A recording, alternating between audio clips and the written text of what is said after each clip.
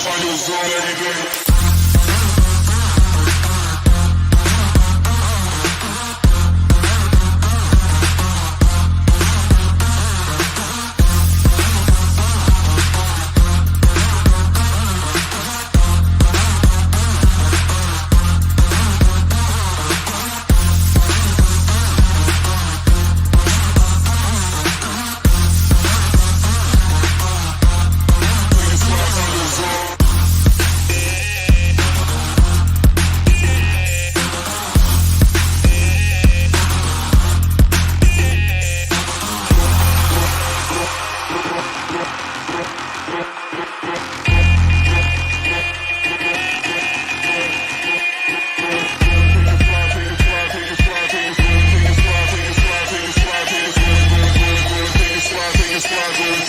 Find your zone every day.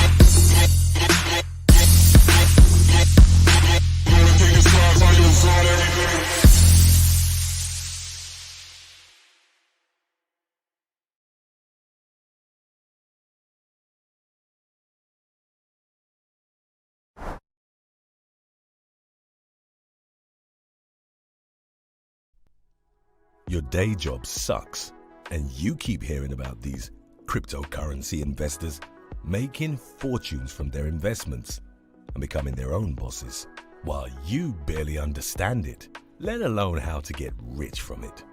Well, today is the day you can finally get up to speed with cryptocurrency investing.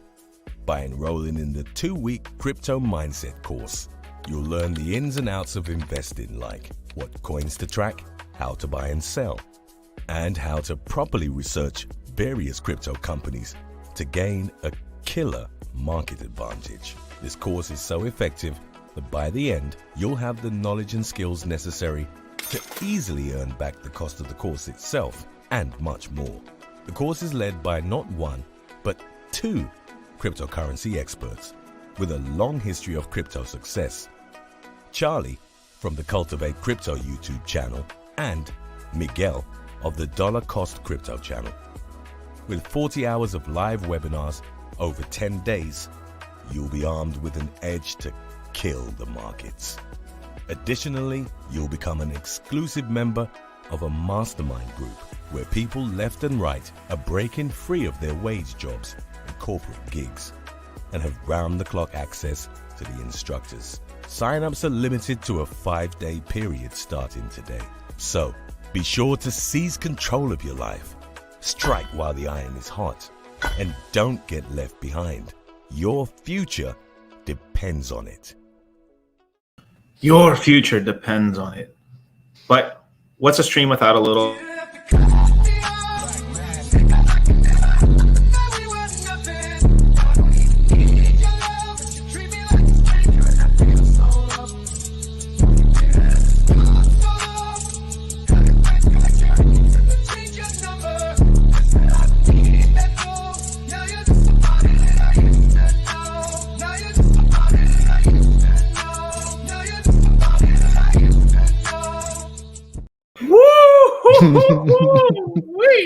Yeah, baby.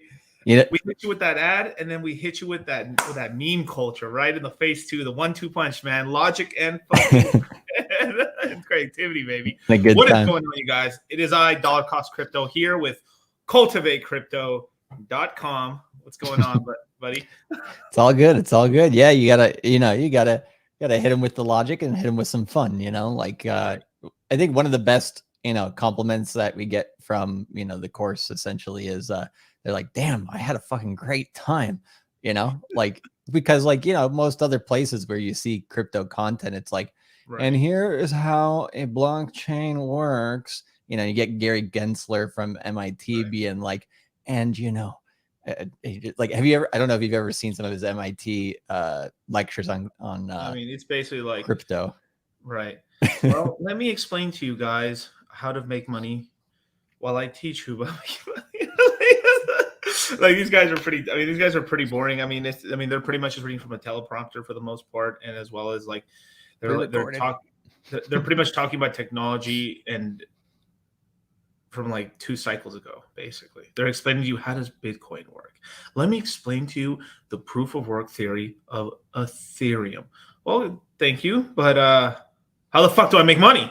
Wait, what the fuck is this bullshit? I mean, it's this is what I call professor coins or professor craft, which is it's good. No, it is good. It's good if you understand it. But for the most part, if the layperson can't make money with it, no one gives a fuck.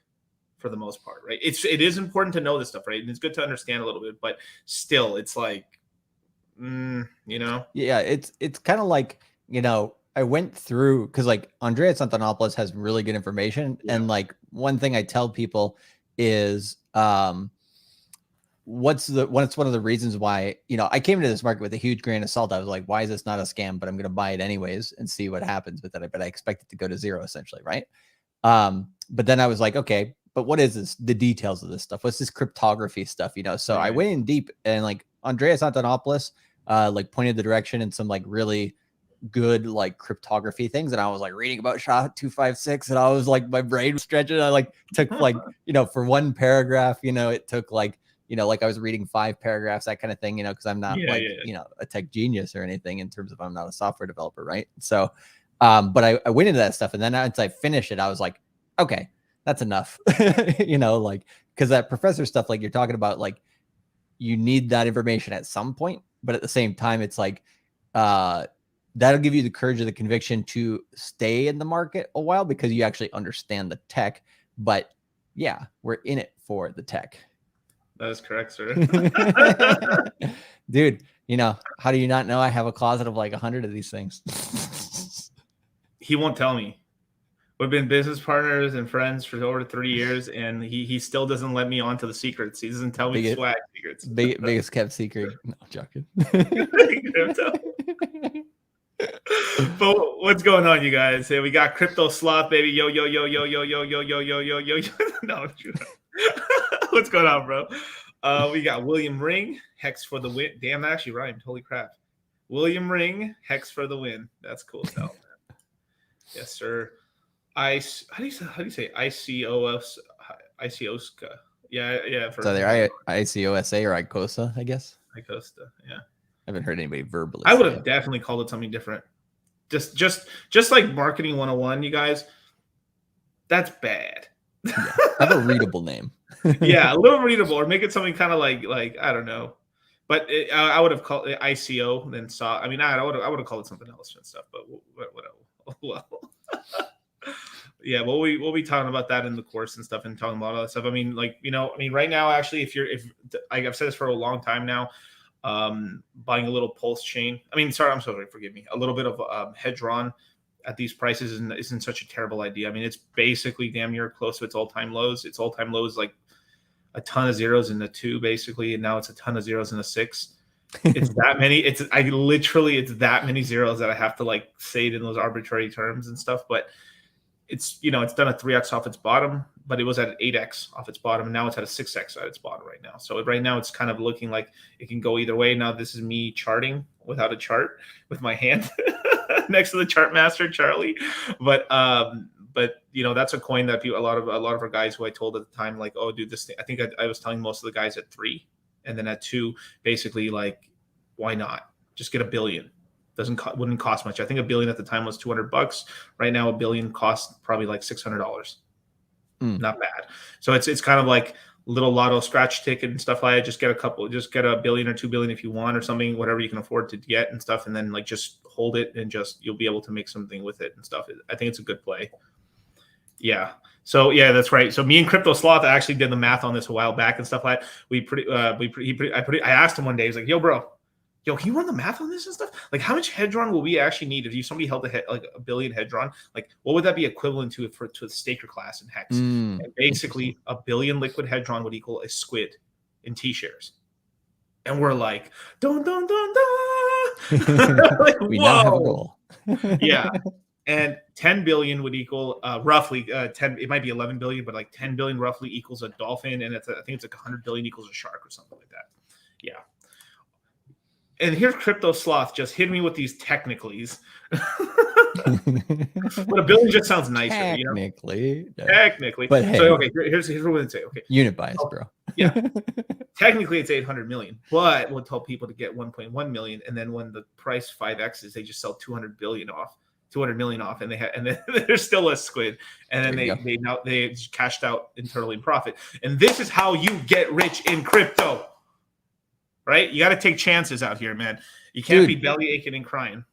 Hell yeah! Like, this is one of our earlier conversations. I think even before we started the crypto mindset course together in 2020, right? Like, because I remember, I think one question that sometimes people ask me, right, is like, man, you were so negative on Hex. What turned you around? Because now you're, a proponent of Hex and Pulse Chain. And like, oh yeah, me and DCC have introduced probably some of the most people to Hex, from the community, right? So, one of the things that, started my thought process change on Hex specifically, right, was when you told me like how hard the paint you went on it. I was like, because when we were first talking to each other, that was probably like maybe 7 months in or something when we were really talking about that. And I was just like, and I was like, by that point, right, I was like, I know who you were and I respected all your information and everything. And I was just like, this guy just doesn't do that for shits and giggles, So it's like forced me to look into it more and basically help,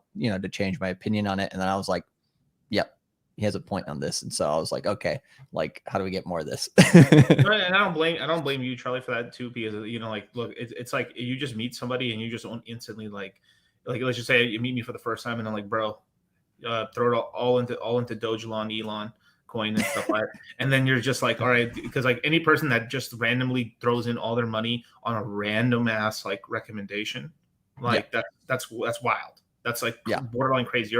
That person is the type of person that is just they get lucky and then they get destroyed. And then it's permanent wreckness forever. Yeah. It's just like, hey bro, all right. Just, kind of like there's no rhyme to the reason. They didn't actually try to understand it, but at the same time, one of the things we said around that time was like, you got to take a shot though, but you got to take a shot like with logic, but also you got to take a shot. Like you can't delay it too much at the same time as well, because if you don't shoot your shot quick enough, essentially, exactly, 100%. And like, if you don't take that shot like quick enough, you might miss like part of the opportunity. And of course, that's part of the FOMO as well. So you got to understand like how much of that is FOMO, how much of that is like the opportunity actually will go away. And like if you're looking at early, mid, like summer to fall 2020 on Hex price, like mighty nice price, right? So like, you had to jump on it at that time. And so, and we talked about the same thing with Celsius, right? In the early days, I think you got onto it around like what, 10, 16 cents, something around there? My first purchase 9, but it was between like based on my average, it's probably like 16, 14 cents, something like that on Celsius. Yeah. Right. And I waited a little bit longer because I wanted to get more information. And we got like after we had a lot of information from like Zach, right? Because he was working directly with Celsius.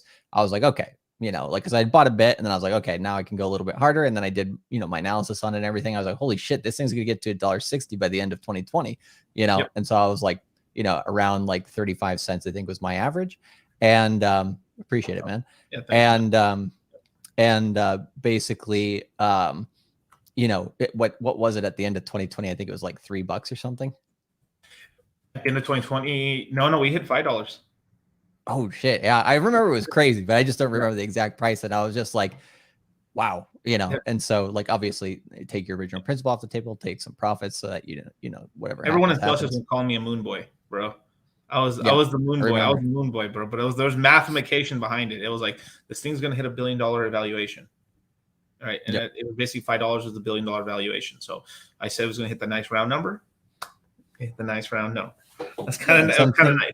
Yeah. And some things continue on the path and some things don't, and then you adjust, right? So like we adjusted, it's all good, and like Jim Rand's saying, you got to learn from, as you go, like, because this market like changes so freaking fast. Like if you're not ready to pivot, basically, you're going to have issues, right? I think it's the phrase a lot of traders say, which is, which traders, investors, there's not a huge difference, just it's time horizon essentially. But what a lot of investors and professionals say essentially is strong convictions held loosely, right? Which just essentially means you have your thesis and you got to be convicted on it, but at the same time, if stuff does change, you're going to pivot, right? And so, but I think on social media, because our generation is a social media generation, most people are just like black and white, right or wrong, right? Instead of like understanding the process of the thought process of things. So, and that's part of what we do in the crypto mindset course, right? Is we give you that thought process as well. Like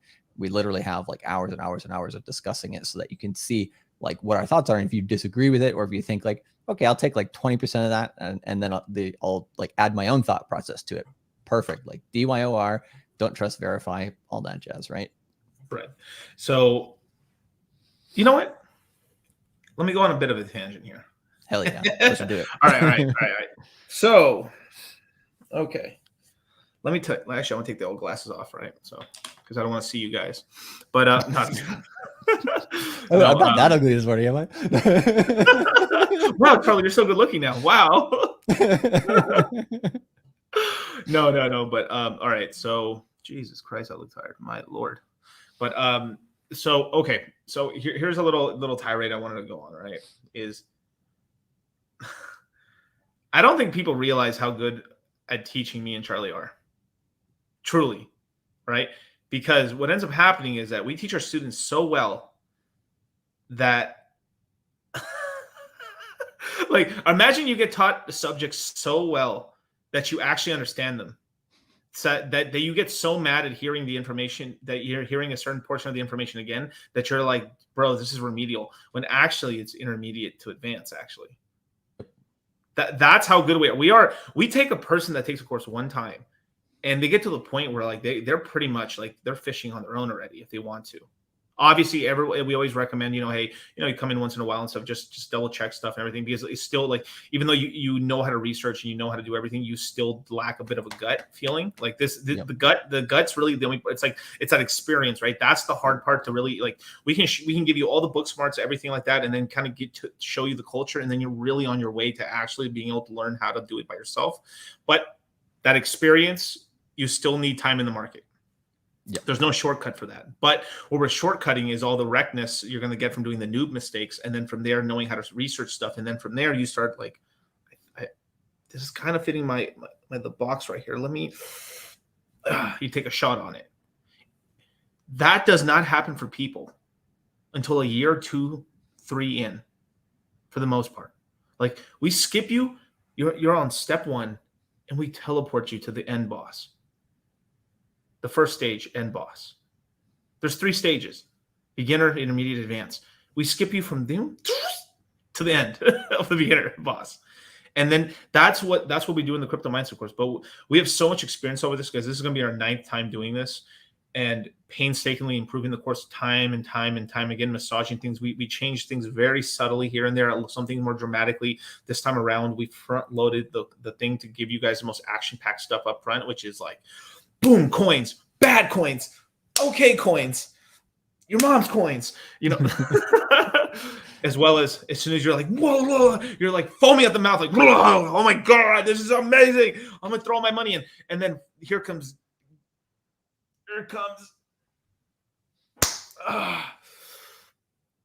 the risk, the risk analysis part of the course, right? Which is like, hey, slow your roll, you guys. Yeah. Yep. Slow down. But you wound me up. I know that, but let me slow you down for a little bit, right? Like you see, like we're gonna buy everything. There's gonna be a plan. We're setting a buying price. We're setting a list of things we're gonna get into, but you have to have patience, and then you have to buy certain things at certain times, right? It's that old story, right? I've said of the bull and the young bull, right? Like what ends up happening is that like you get super excited that you climb up the hill, and you're like, wow, I'm up here. Holy crap! I understand. I know to get. I've seen the light. Jesus Christ, hail Jesus, right? I see the light. I know what I want to get.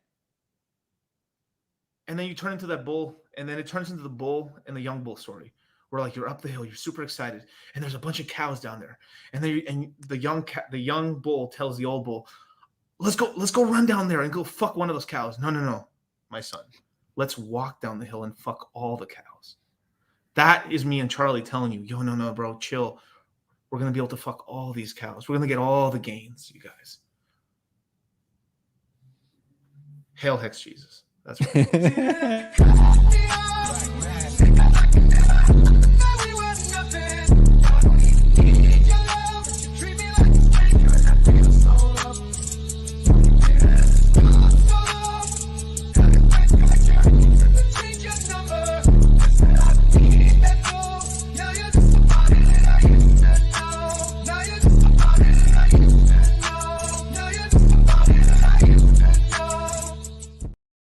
Shout out to Darcy Mills, man. 7-course student here. Don't skip de-risking a lecture. I'm speaking from experience. Soak it in, all gents. Damn. Yep, 100%.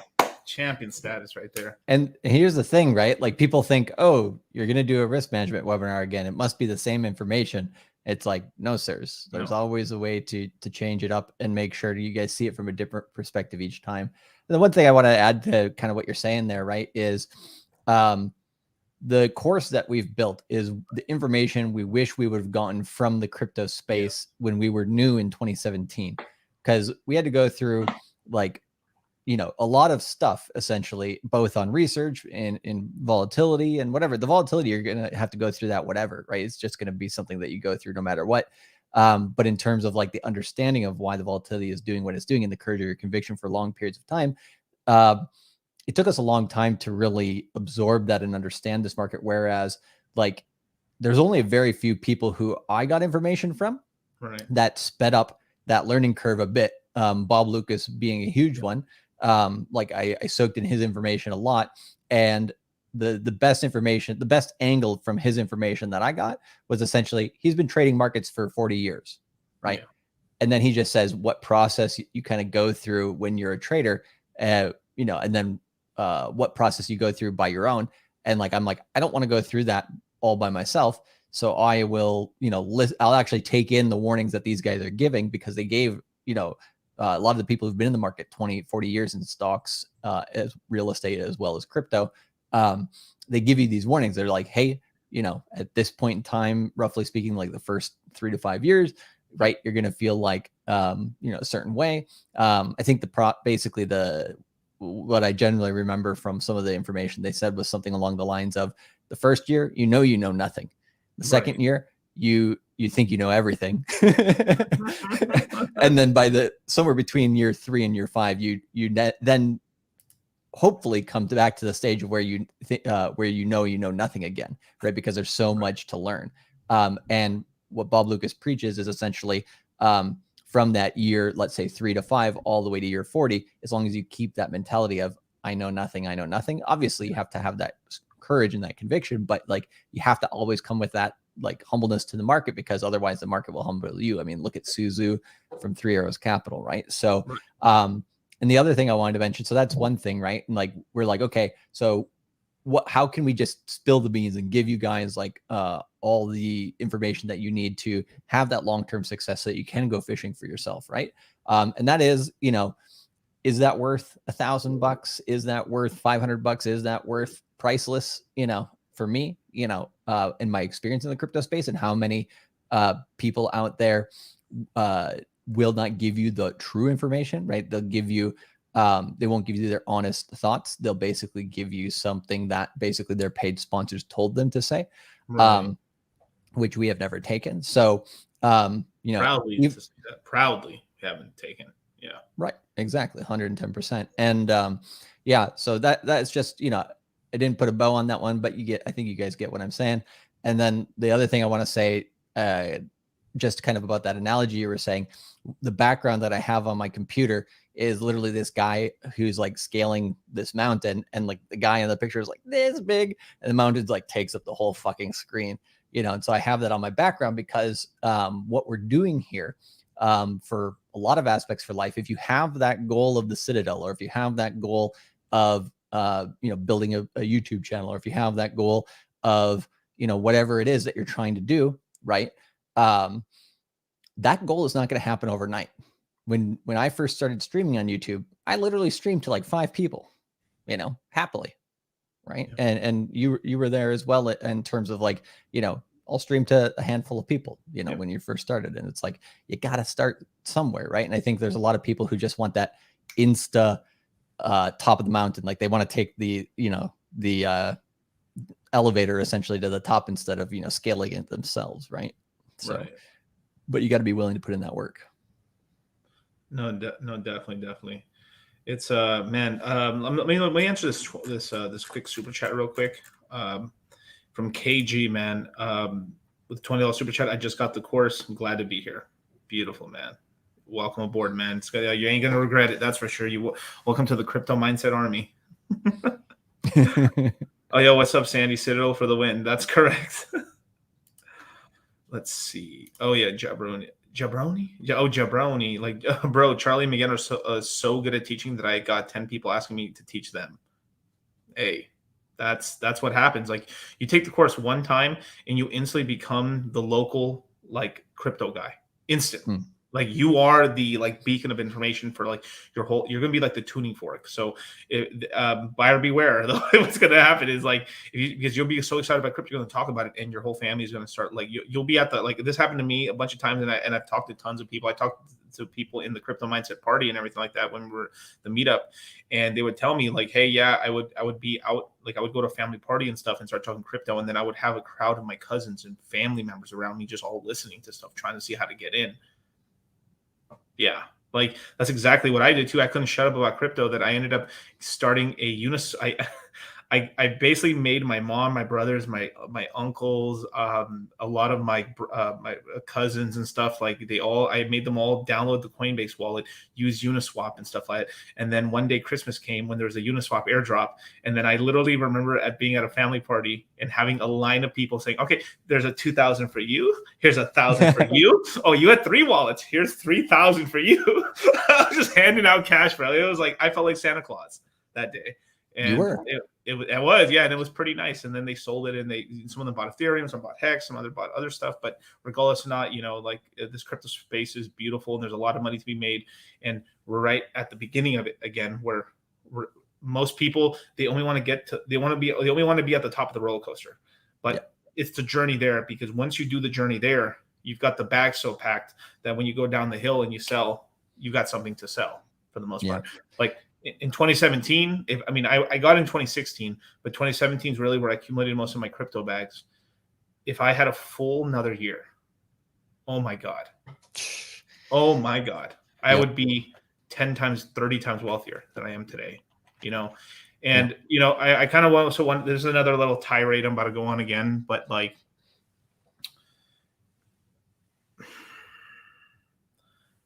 I'm only gonna speak for myself. Obviously, I don't want to speak to you, Charlie. So you can give your side of this as well, okay? But you know, I already had money. Yep. I already had money from basically my business and investing into crypto. I mean, I was already a millionaire from crypto already before I started the courses. And I'm not gonna speak for Charlie, but you're doing just fine. Just fine. And so it was this whole thing too. I didn't even start my YouTube channel. Charlie started his YouTube way before me, but like. I felt like I couldn't start a YouTube channel until I was a millionaire, because I felt like I would be like a liar, basically. So a lot of those early videos and stuff, I didn't do it until I hit that point. I was like, wow. Once I hit that market cap, then I feel like I am I know that's probably wasn't the right thing to do, but like that's how I felt inside. Like I didn't want to be a person on YouTube that was just like, hey, look at me, man. I'm a crypto guy. I'm making all this money and stuff, and then I got $10 in my bank account. Nah. So it's like we're really doing it out here, and it's a sort of thing where the way we invest is more we kind of take these longer term bets as well as like a couple swing trades here and there. But for the most part, we're taking these long term bets over, and long term by long term, this could be 6 months. It could be it's quarter bets, 6 months bets, 1 year bets, and then a whole bull market bet. Really is what we're doing for the most part. So it's really like a 3-pronged attack that we do: some short-term bets, longer, medium-term bets, and then we're selling at the end of the cycle bets is what we're doing. And where other people, like there's people that say like, people who can't teach, right? Well, I'm seeing on Twitter right now, a lot of people can't do either. They just can't. They can't do anything. They can't do anything. And I'm sorry, sir, but I'm ambidextrous. I use my left and my right hand. So it's kind of hilarious and stuff like too, because it's like while the courses were growing, we're teaching more and more people. The bag kept getting bigger, and it wasn't bags that I bought from anything else. It was bags that I already worked and earned for and stuff like that. Like this, like I bought my watches off of fucking landscape money, not course money, like, or anything like that. I mean, we did it from our crypto bags and our hard work and stuff like that. And it's kind of just hilarious how people get sometimes. Yeah, I think sometimes people forget, the backstories that we tell them a little bit, right? They know it, but they don't necessarily know it, right? Like, in terms of for myself, right? Like, yeah, I'd already made a lot from corporate, right? I was a top sales guy in my company for a very long time. And, also in terms of crypto, buying that, $90 on, Ethereum, definitely helped. Not too shabby. Yeah. And then trading it up to a lot more Ethereum, in the bear market. And then, that's where I got the idea for Cultivate Crypto in terms of the name, right? Was essentially, what do you call it? Just, when I changed, 10 Ethereum to 100, but the dollar value was essentially the same. But then I was like, I know we're getting close to some sort of low in a bear market.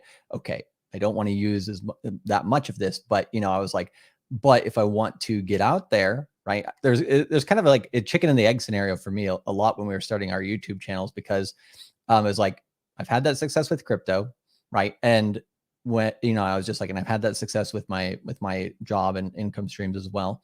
And it's like,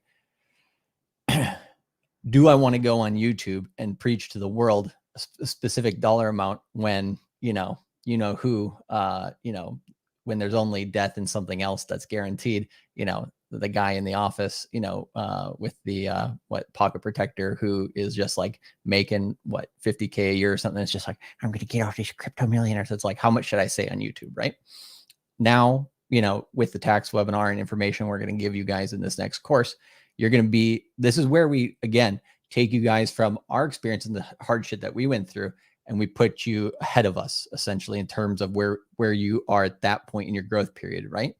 Compared to where we were at that point in our growth point. So by us being like, okay, guys, like, it took us a while to figure out, the tax game, right? Because that game costs a lot of money to figure out. I'll tell you that much. But like, you're muted. Yeah, painfully. Jesus Christ, the meeting.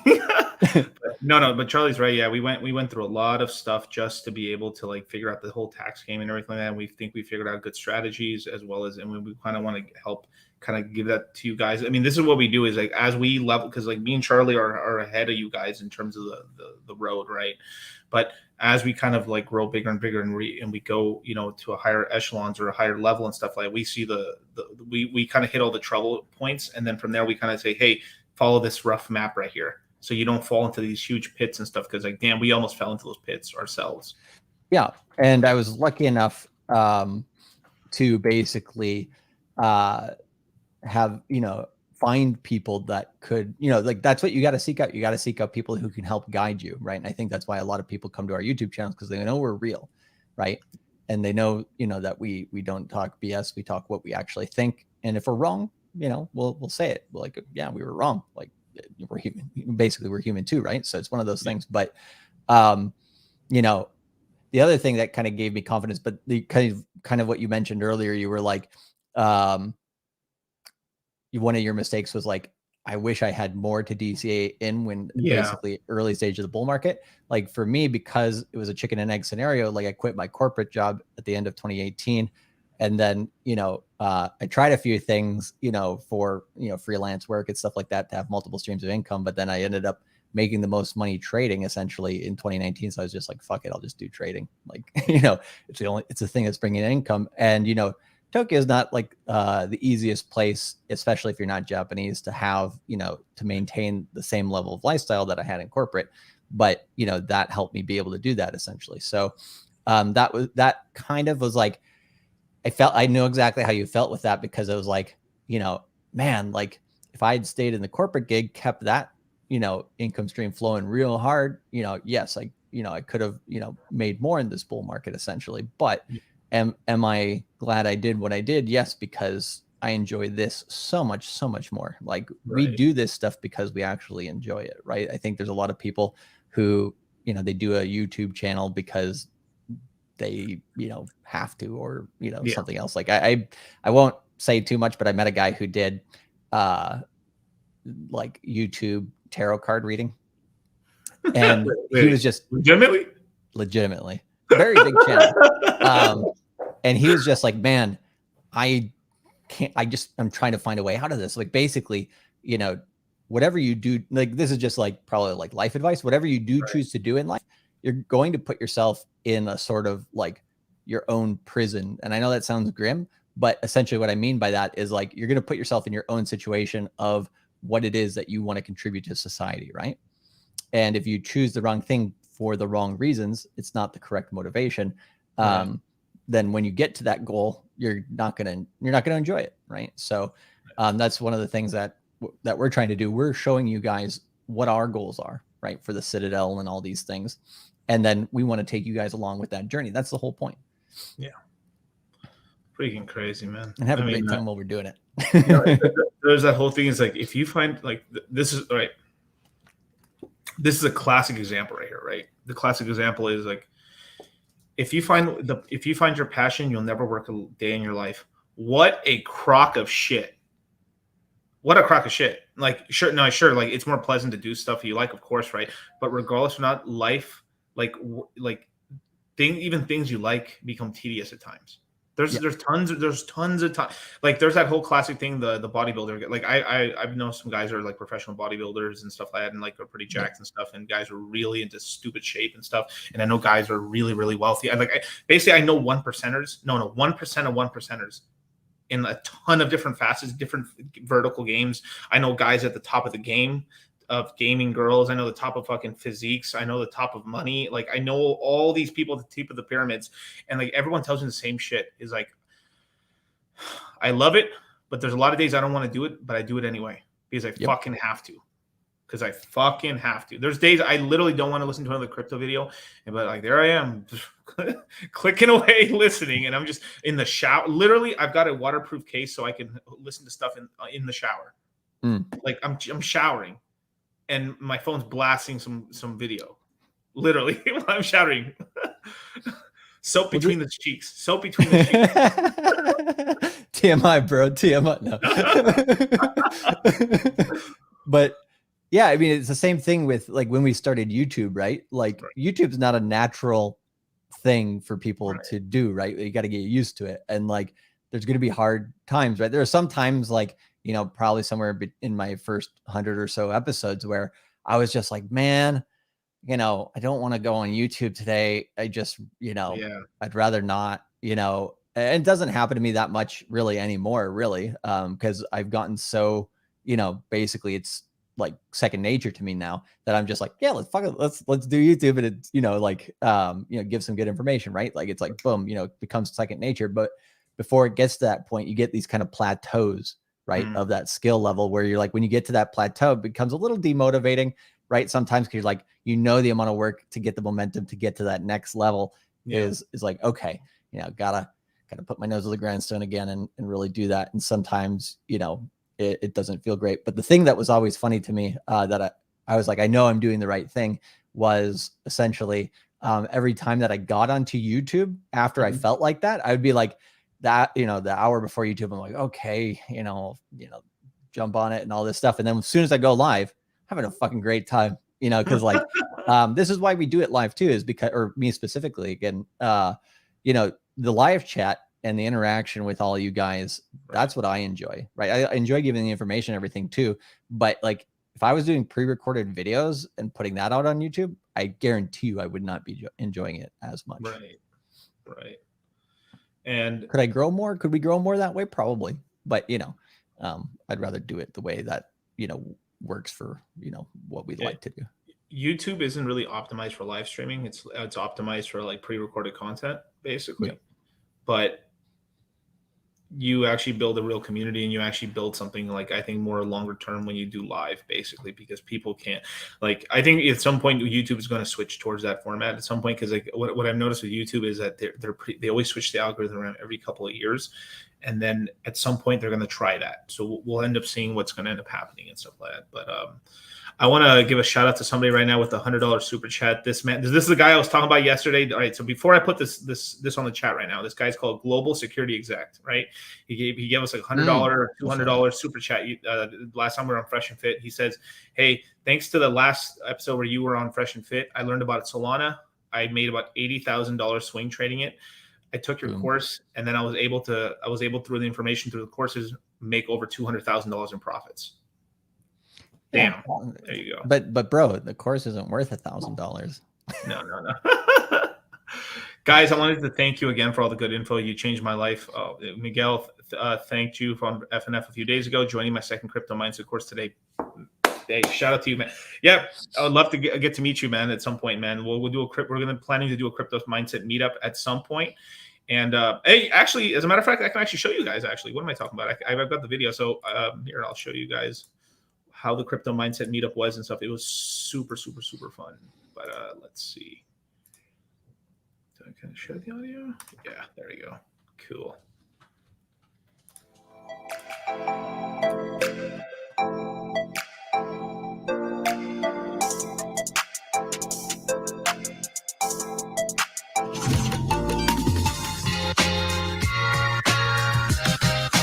Let's fucking tear this shit up like 1999, baby.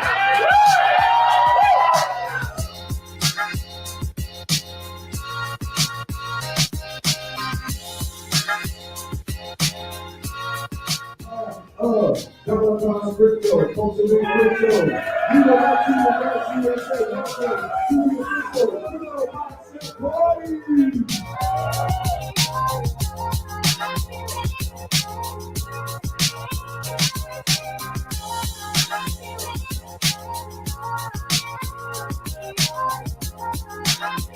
Let me get a show.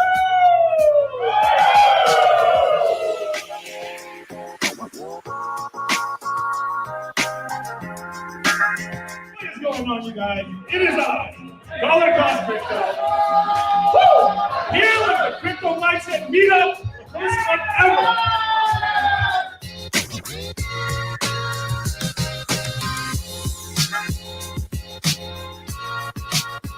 Me and Charlie have worked so hard over the past 2-3 years in order to make all this shit happen. And look at this. Look around you, man. Like, all this was possible because we decided to put our brains together and say, dude, we can teach this world about money. And empowering the red pill on top of that shit, too. Yeah.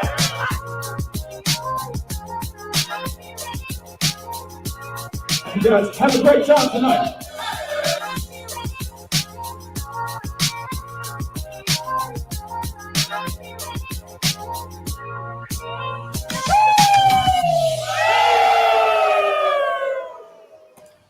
Shoo, baby.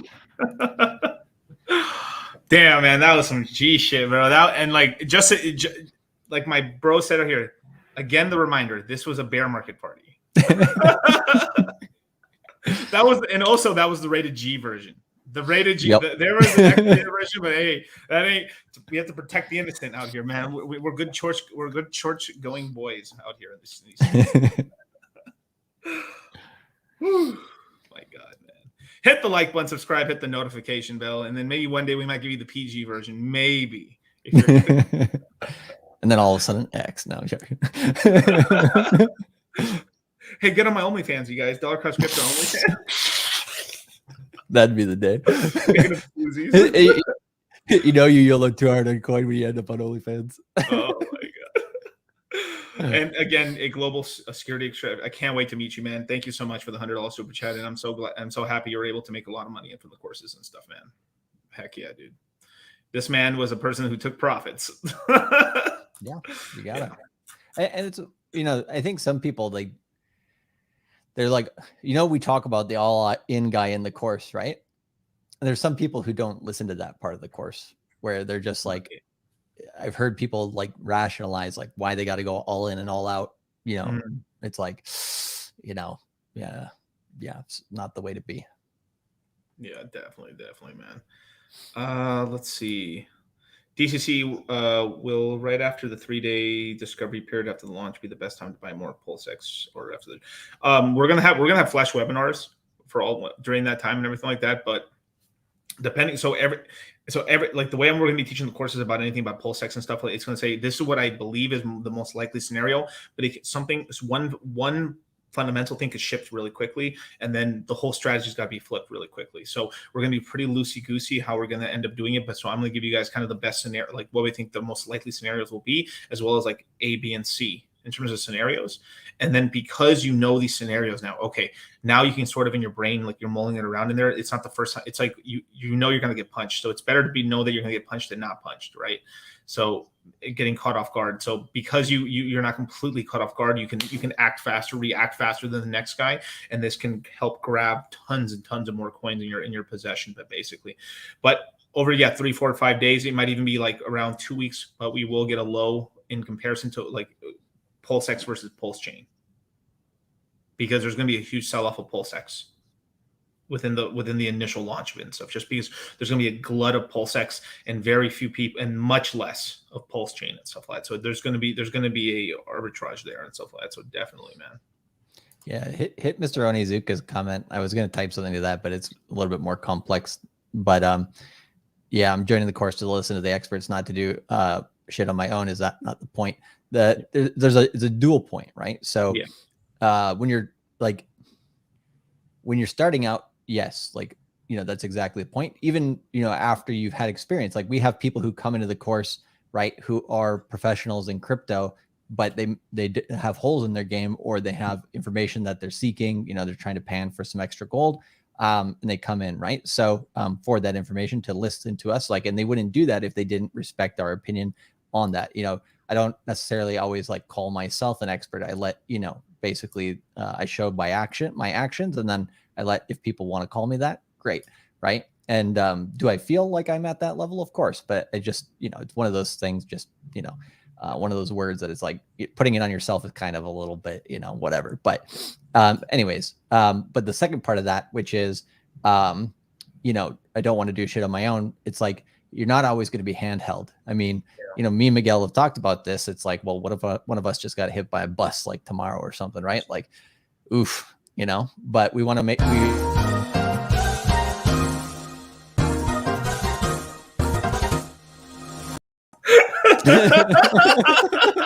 was like, is this going to be the whole thing or part of the thing? You were like, one day one of us is going to get hit by a bus, and I'm just like, Jesus Christ. I didn't say is. I was like what? Yeah. And you know, it's okay to toot your own horn. Of course it is. But there's a difference between, I don't know, just like where I come from, right? There's a difference between tooting your own horn because you believe in yourself versus tooting your own horn because you think your shit don't stink, right? There's a difference. But anyways, so I let my actions do more of the talking, and you know, I toot my own horn in a subtle way. But anyways, the other part of it, which is, you know, I don't want to do shit on my own. If we did get hit by that bus or whatever, it's like, we want people to be self-sovereign, right? And I know not everybody wants that goal. A lot of people are like, I don't want that responsibility. I don't want to be my own bank. You know, in that case, you know, there are other services as well, like that we're coming out with essentially to help out with people on that end too.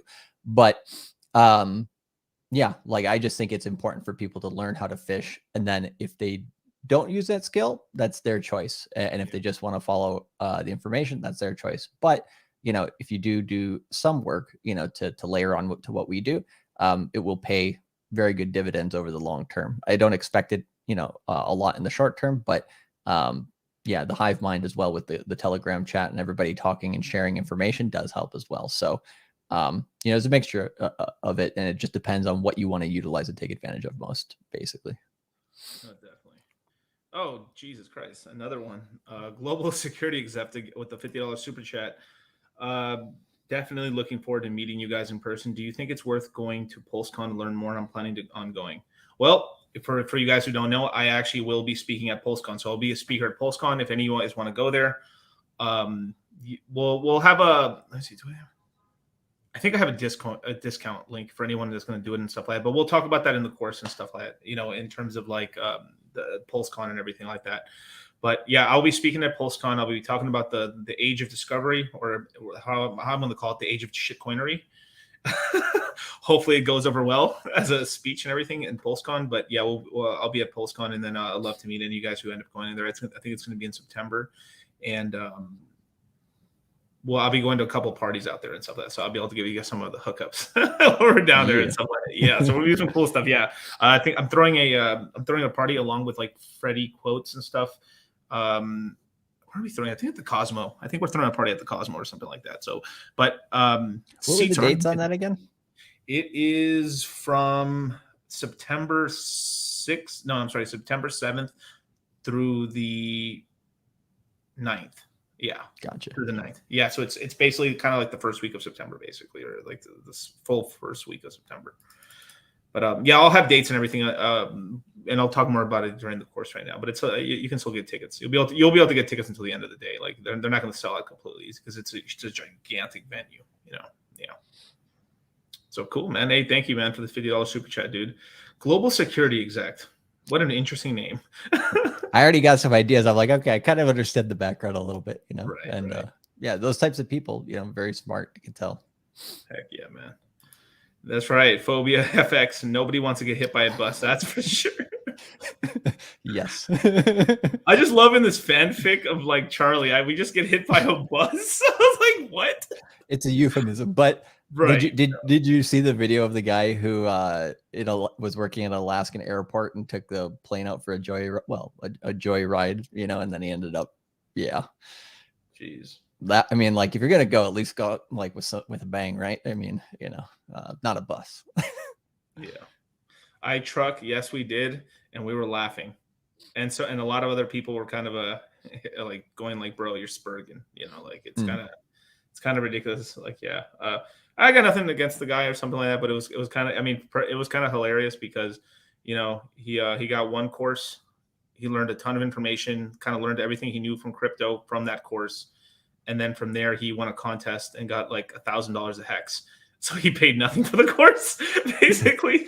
So he got the course for free, learned everything, and then started complaining. So it's just like, well, what? Like, you paid $0, bro, and you got the hex when it was like 18 cents, and it went up to like 30 plus 50 cents. Like you can't help all people, man. Some people are just like they're out here, man. Yeah, and just to say one thing to that, just in terms of like, do we force people to take every single course? The answer is absolutely not, right? Like, if you're the type of person who's like, hey, I'm just going to take in the free information on YouTube and then I'm going to grow my portfolio. Like, we had a lot of people with the success with that. Shout out to Crypto Prosperity. He's changed his name a couple of times, but like, who I'm talking about. And, one of the things he did is for, I think it was like 6 to 9 months at least, he basically worked on our YouTube channels and then like grew his portfolio enough to be jumping in the course essentially. And then when he jumped in the course, you got that fast track, that speed track, right? Yeah. In both knowledge and everything else. And then, he continued on. Does he take the course every quarter? Not necessarily, right? But does he take the course often? Yes. And so, if you skipped Q2 because, you got your fill in Q1 and you still had a lot to research, you're like, oh shit, like I got a lot of this information. I got to actually go in depth on that. It's going to take me maybe an extra quarter to learn maybe some technical analysis or some fundamental analysis research tools or on-chain data stuff. Cool. Take that time, slow it down a little bit, really review, really study, and then come back when you're ready, So it's one of those things where it's like, like you said, you can't help them all, but, we give us enough information out there so that we can try. Yeah. But I will say this though, is that as you start getting more and more mass in your portfolio, one good tip could literally just make you like an unbelievable amount of X's over like how many times, like a person that makes like an 8,000 as an example, somebody does like, I really believe in this coin. They over time, they get $8,000 position in it. The coin does very well. They earn yield on it or so, and then they sell it off later. The profits from that are pretty much worth like 120 courses. Literally. I mean, I've had discussions with so many people, clients, like people have done consultations with, people taking courses. Is like, bro, yeah, that one play right there, dude. Like Like someone earlier in the chat said, like, yo, I paid down my medical debt. Dude. Yeah. There's somebody which like before I know his name, I'm just not gonna mention it, but like paid off 52K of debt, you know, from just one of our courses as well. And it's like you know, it's pretty wild when we hear those stories, right? And it, like we really do like you know, kind of take those stories as like not necessarily our trophies, but like it's just like a badge of honor to help you guys do that kind of stuff, to be honest. Definitely. And it's I mean, if you guys got more stories like that, we'd love to hear it, honestly. Oh, hell yeah. Like, yeah, please. And if you're in any of the chats, just tell us like how like crypto's improved your life and stuff, or like, or in the comment section of this video and stuff. I would just love to read that stuff. I'll comment. I always comment and read all the stuff on YouTube and stuff. So that's pretty cool, man. I mean, oh, Mr. Angry Twinkie, I made a 15x in Q1 2022 off Phantom Ecosystem plays. Yeah. Fuck yeah. Yeah. It was paying good, that's for sure. But good times will be coming as well. But we got the eyes like a hawk on BTC and Ethereum. Do you want? Should we take a look? I mean, today, tomorrow? The Fed meeting's tomorrow, right? The Fed meeting's tomorrow. Yes. Then, whether they give the verdict on the either on the 26th or 27th, then we'll have the rate increases, and it's gonna be really interesting to see how everything kind of shakes out at that time. So interesting. And then on top of that, at the end of August, we have Mt. Gox essentially selling coins. For anyone who watched Moon Gang the other day, if you don't know what we're talking about, go watch after this. Probably go watch Moon Gang and stuff on Charlie's channel, cultivatecrypto.com, and and yeah, go to cultivatecrypto.com and then go to the YouTube channel as well. Correct. Oh, that's so funny, man. That's beautiful. Yeah. But and I saw someone recently as well asking. I'm getting like so many like thoughts and stuff right now, just like all the stuff people are asking. Like someone in the chat earlier asked, "Hey, can I pay for the course in USDC?" Yes, you can. There's actually a way to do it and stuff. You mind showing people how to do the crypto side of it, like Charlie? Yeah, definitely. I'll share my screen real quick. So, can you see this? Yep. Let me pull. Yeah, there you go. Cool. So, yeah, Art Suave, Angelo got the link to be able to get to this area. You can also go to cultivatecrypto.com/shop, press the shop area, and then you'll I'll just show you guys. If I just press the shop real quick, I'll go back one step. Takes some time to load. So then you'll see, you know, different things. And here, Crypto Mindset Course Q3 2022, that's where it's at. You know, you get back to that screen essentially. And yeah, it's a one-time fee of $9.97. You can jump in. That's great. No problem. Pay by PayPal. You can add to cart, pay by credit card. It takes a little bit of time to load, but you can pay with GPay and other things as well. But if you do scroll down here, you might notice something a little different, right? Which is, how can I pay in cryptocurrency? You get a 15% discount, which is $851.45, just to be right on the nose. And what you do is you press this link here, Coinbase Commerce, right? And you get this screen that pops up here. It's very, very simple. Don't need to make it any more complex than it is. Do you need a Coinbase account? No. Do you need anything special except for just having cryptocurrency in any type of wallet? The answer is no. You just hold your cryptocurrency in a wallet that you can send it from, so pretty much anything. And you put in your name and information so that we can contact you to get into the Crypto Mindset Course Telegram chat as soon as possible.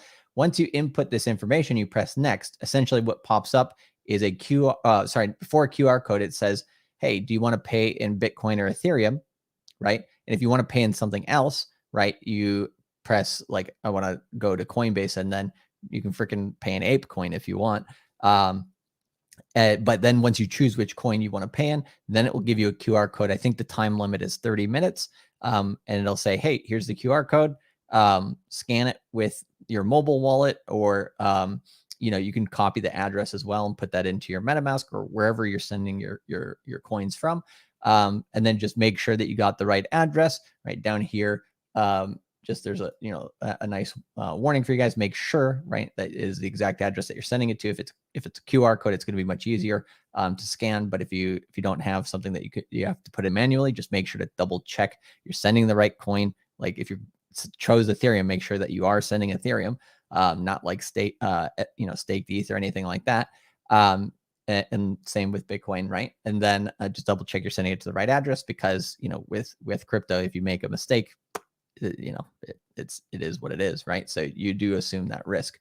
But yeah, pretty freaking simple. Just name, have your wallet ready, scan or input the address. Boom. It's like sending crypto, to your buddy. No problem. No KYC. Yeah. And then Art also in the chat said, yeah, PayPal also gives you an option to pay in 4 easy installments as well. So you can break up into 4 payments through PayPal, which is cool. And if you have any questions about like, okay, I want to do a specific payment method, but I can't figure out how, just send an email to support@cultivatecrypto.com or charlie@cultivatecrypto.com, either or. And we'll help you out with how to, go about doing that. And I think I have it in another thing. I'll put, there's a FAQ about how to use that system on Coinbase. So I'll just throw that in the chat for you guys as well, right there. So that, if you do run into any common issues, there's a link to help you out as well. Definitely, man. So I'm gonna get to a couple more comments, you guys. So there's the information you guys needed and stuff like that. Let's see. Mr. Got Plenty, please let the Fed rug America. My dry powder is ready. Please fill my bags. Damn it. I know. I feel you, bro. Okay. Rome riots or Romeites riots or whatever. I would have missed the pulse chain sacrifice if Miguel and Charlie weren't around. Thanks, man. Hey, for sure, dudes. Dude, and there's some, like I've gotten to the point to where I'm like, in terms of timeline, like it is what it is, right? We sacrificed Pulse a year ago. Basically, it's like, it's a forced hodl, right? Which I'm like cool with because I only put in when I was, I don't expect profit from others, all that jazz, right? Yep. But so I understand there's some people in that stage where like, oh man, like is Pulse chain ever going to come out? And, is it ever going to make money on this thing? It's like, even though I'm like, okay, timeline wise, I just kind of put my hands in the air, whatever happens, happens. But in terms of the long term, like my time frame for Pulse chain as well is long term, which means like I know regardless, once it does come out and we have a couple of years on the chain and stuff like this, like the gains are going to be so ridiculous of what you can do on this, because we've seen that with Hex as well. And Richard Hart essentially, has shown that he's a man of his word. In terms of like the goals that he's setting for the Hexakin community and the Pulsecon community. So I have complete faith in the project. I think it is one of the best projects in terms of how it's being rolled out. So it's fair, very much. So I like it. There's a lot of people that poo-poo because of politics and crypto here. And I'm just like, sure. Don't take advantage of one of the most asymmetrical opportunities that we've seen in crypto since, we've been in crypto essentially. Right. So looks for danger have an interesting thing. I paid with my dirty fiat that loses at least 15% of purchasing power. Sorry, but not sorry for dumping on you guys. Oh, nice. Thanks, bro. Love it, man. I love it. It's like the time where we took crypto for the courses and then the crypto's dumped. Look at that. Dude, yeah. And it's one of these things where like we tell you guys like, hey, like we try to get some dip for you in the course, so that we basically can get you guys a good opportunity for the quarter. We welcome the dump. It's like it is what it is. It's part of the game. Whereas I think most other people who run businesses, they try to do the opposite essentially, which is which I feel is more like preying on people. But we want to give you guys as much of the opportunity as possible. But that comment right there just shows he knows what the hell he's talking about. So that dirty fiat ain't gaining you much. That's true. Art's custom. Sometimes I forget I even sacrificed for PulseX. I can't wait to see the payoff one day. Yeah, definitely. It's going to be a sweet sort of thing. But I will remind you that like I didn't really see a ton of profits even in my Hex investment that I did originally until damn near a year and a half into it. So it could be like you get your coins and then you won't be like the real profits won't be like for another year plus. Right. So, but we're not here for the short term. We're here for the long term. And like, this is kind of a longer term investment that we all did. So let's see to fruition. And then later on, 3 years from now, the new guys from the Crypto Mindset course and be like, these lucky motherfuckers, lucky son of a bitch. It's like, oh, it's easy for you to say you got Pulse chain, you got Pulse, you bought it all early and stuff. He's like, man, fuck, it was not luck why I got here. Watch. You guys will graduate to the point where you guys will be like, look at these little punk motherfuckers just getting like mad at us right now. Yep, you'll go through the same process we have, and you'll remember it at that time too. You're like, damn, Charlie Miguel called this, and like, yeah. That's beautiful, man. Let's see. If I paid with crypto, the course would be free, but I chose dirty fiat. Those who know. Yep. Yeah, beautiful. KG, man, what is going on? Is that like a? It's like a little boggle perfect cell. I love crypto. I was thinking about getting my accounting degree to help crypto guys save money. Yeah, do it, do it. That's a good thing. Yeah, take your crypto. This is a beautiful thing. You take the course, you have crypto knowledge, and then you can apply it to the real world. And then you can make by being that bridge that gets the traditional world into the crypto world. Yep. There's money there, a lot of money. We've even had guys that are like mechanics be like, how can I apply that, to crypto, right? And it's like, well, if you have a merchant system, to get payments from your clients as a mechanic, and you start accepting crypto, right? And then you just casually talk about it. You don't have to force it on your customers, but you have that logo there, and somebody asks, it's a starting point of conversation in your business, and somebody says like, oh, what's this crypto thing? I can pay in crypto. Like, why do you guys accept that? And then you give them a little spiel on what you think, and boom, you already like kind of gave the starting of a red pill finance to that person, and also you bring more customers, because there's a lot of people who support crypto businesses. Like they'll go out of their way. Like, I'm going to drive 30 more minutes to go to that guy who's a mechanic rather than that guy, because that guy accepts Bitcoin and he knows his shit. Like it's not necessarily that I want to spend my Bitcoin or spend my Ethereum or whatever it is, but it's like sometimes it's fun to do just to kind of, actually use it in the real world and stuff like that. So, it's almost like you kind of want to hang with the brotherhood a little bit. It's so strange. It's such a weird sort of thing. Like I know for a fact that like, if you were like, hey, I do, doesn't matter what industry you're in, I accept crypto and stuff like that, people will just go to you just because you accept crypto. And there's a lot of people out in this world, in the crypto world, that don't want to cash out their crypto. They don't want to take it out into fiat at all. So it's like you're actually providing a huge like OTC service for people. Is like, can I get my car fixed? Like a lot of people, they cash out USDC, but they never really cash out into cash in the bank. So it's kind of this insane thing where like, I mean, like one of the most deadliest things, if it's a Rolex dealer that accepts USDC, oh my Lord God Christ, people, because it's so much easier to spend money with crypto than it is like with like anything else and stuff. So it's like, because we're used to like kind of throwing numbers around and stuff like that. So if you're a business person and stuff like that, just if you accept crypto, this is something I learned from Grant Cardone. Just don't say, just if they're willing to pay you, fuck it, just take it, just do the job, and it could seriously pay off in the future. Yeah. And we're a crypto business, so we take crypto. Let's see, what the hell is this? Do you think that like $86 million can take over Tornado to cash some Mexicans? Hold on, both are cash out. I don't know. I actually don't know what you're talking about this one right here. Yeah, I don't think I've seen that one yet, but I mean, some of those privacy things, right? Essentially, like Tornado Cash. Yeah, like the feds already know all about it, right? So it's like the one that they don't know. I mean, what me and Charlie did is we just try to maximize and figure out our tax situation where we don't have to hide anything really. So it's like, well, that's the most important thing, right? It's like, because I did feel like I had to bite my tongue on a few things in the early days of YouTube, because it's like, but like now it's like, it's like a huge weight off my shoulders, right? And I think there's some people who make their entire decision whether to buy or sell and that thing based on their tax situation, which really kind of doesn't get you to make the right decision. So we'll talk about that in the tax webinar very, very deeply for you guys. Yeah, I'm super excited about the tax webinar. Oh, and I almost forgot to mention this to you guys. We today, I was actually had a couple guys in the comments like, you guys were on Fresh and Fit. Yes, we were. Just look up, just literally just go Fresh and Fit Crypto, and our beautiful faces show up on a bunch of videos. Yeah, you might find a few of them. I might find quite a lot of them actually. But we're gonna be there today. I think he told me what time is it right now? It is going to be we'll be there in about 7 hours, 30 minutes from now. So around 7 o'clock Pacific Standard Time. I'm sorry, Eastern Standard. Sorry. That'll be 4 p.m. Pacific Standard Time.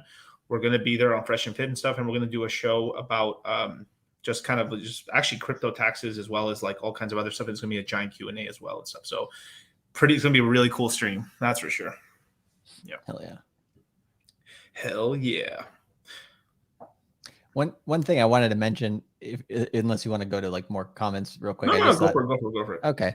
So one thing that the title made me think about today is like how to make life-changing money in crypto. We've kind of alluded to multiple things on that, but my kind of question to you, because I kind of have an idea of what I would say to this, would be, what would be the too long didn't read simplest way you could explain that to somebody, like how to make life-changing money in crypto? Like, I think we explain it pretty well in the course, and we've explained sometimes that on YouTube, but just to kind of wrap that in a package for people who are coming to the video today, maybe brand new to our channels, and stuff like that. Like, how would you kind of give an elevator pitch or a very short version of that? Right. Give me 1 second. I got the perfect prop. Do it. Be right back. I was gonna say, if I had access to the "we'll be right back" button, I'd be pressing it. Oh my god! Wow, I messed up. My bad. Drop the ball, DCC. So basically, you want me to give an example of how would I explain to a person, right? Like what crypto does, or how to essentially make money with crypto over time. That's life changing. That's life changing, right? Whew. Okay. So the way I would explain to them first, right? I would pretty much go into this, right? So I would tell the average person, obviously, if you can make your own business, start your own business, right? But if you're in a good paying job, or you're kind of just are where you're at, okay, cool. I would still, so the way I would tell people, okay, the places where you can actually, so you work really hard, you get some extra money, and then you're trying to find a place where to put it, basically. If you put it in a traditional 401k or an ETF, a Standard & Poor's 500, the Nasdaq, any of these mutual funds / like ETFs, you're going to earn somewhere between 7 to 10% a year. If you're lucky. You're actually down 30% this year. So shout out to my boys. But all jokes aside, you take the amount of yield or interest or returns you make that year and divide it by 72, and it tells you how long it takes to double your money. So let's just say you were earning 10% a year. It would take you 7 years to double your money. Damn.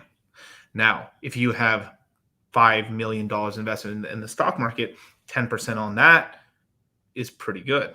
That's actually some really decent income and money and stuff. But for a person who at most might have $40,000, $60,000, $100,000, sometimes equities aren't really the best game unless you have a really, really long not just track record, but in terms of you can just leave the money there to grow or something. But at the same time, unless you are a really good stock picker, I'm talking about you're earning about somewhere between 40%, 60% a year for 5, 6, 7 years, you really aren't going to turn any money into any money at all. Right. It's good for retirements, but it's bad for living nice. And I don't know what kind of a retirement you're going to get anyway, because with the way we're inflating dollars, we're inflating about 20% a year in the real economy. If you're earning 10% on your money, you're losing 10% of purchasing power every year. So you may have doubled your money in 7 years, but you have half the purchasing power that you had. That's the shitty thing. You don't realize it till the end, that time, which is maybe even after, right? Which is kind of the double whammy. All right. So, okay. As an example, right? Because I always do this with my cousins, and I do this with some people because it actually really gets them, right? So I tell them, look, with crypto, there's big downs, but there's big ups. Yep. Now, let's just say every 3 years, I'm not going to do the 4-year cycle. I'm going to do 3-year cycles. 1 year bad, 2 years good. 1 year bad, 2 years good. Okay. In that bad year, this $100 might turn to $20. But during the 2 good years, this $100 bill turns into 1,000. Like this? Or 4,500. Wait, I got more hundreds. I can spread I was going to say. There's more hundreds in here. There's more. There's so many hundreds. I can't spread them all on the screen. Wait, let me spread more. There's more. Which club are you guys going to tonight? No, I'm joking. No, I'm a church going boy. What are you talking about, man? What club? Right. These stage props, Charlie. Yeah. So what I'm saying is like you need to put your money somewhere where you can make multiples in your capital and actually create something. So if you're a guy that has $10,000 and you invest into crypto and you have a 3-4 year time horizon, you can seriously turn every 100. So I would always do this when I was working. Every $100 I put in, I was like, this is going to turn to at least $1,000 for me in the next couple of years. Because what's the alternative? The alternative is you put it in the equities market, and this $100 bill is going to make you $40 in like 5 years. Oh, it's 140 though. So now you're at 140, bro. 140. Oh my god! Like, yo, gas was like $8 and $10 in Cali, bro. Like, like gas doubled on me. Ethereum's not going to continue to go up. It's never going to go above $4,500 ever again, right? Like, it's got to be the top, bro. Like, it's surely not going to go again. It's going to zero, right? So, like, it's that fear and that misunderstanding that really holds people back at the gate. They're like, I understand what you're saying though, but they just find all the excuses to not do it, right? Right. So the 3 things you should be investing into, okay? A business, and that business is it's a 2-pronged business. You're a business and you need a business. Okay. So what I mean by that is you have to invest in yourself, means get educated, take the crypto mindset course, learn about crypto, learn how to invest, because if you don't know what you're doing, you're going to lose your money. I promise you, because you may get lucky on some stuff, but then on the rest of it, you don't know what you're doing. And then you'll fumble all the gains you made from the early part of the bull market. You're going to give it all back.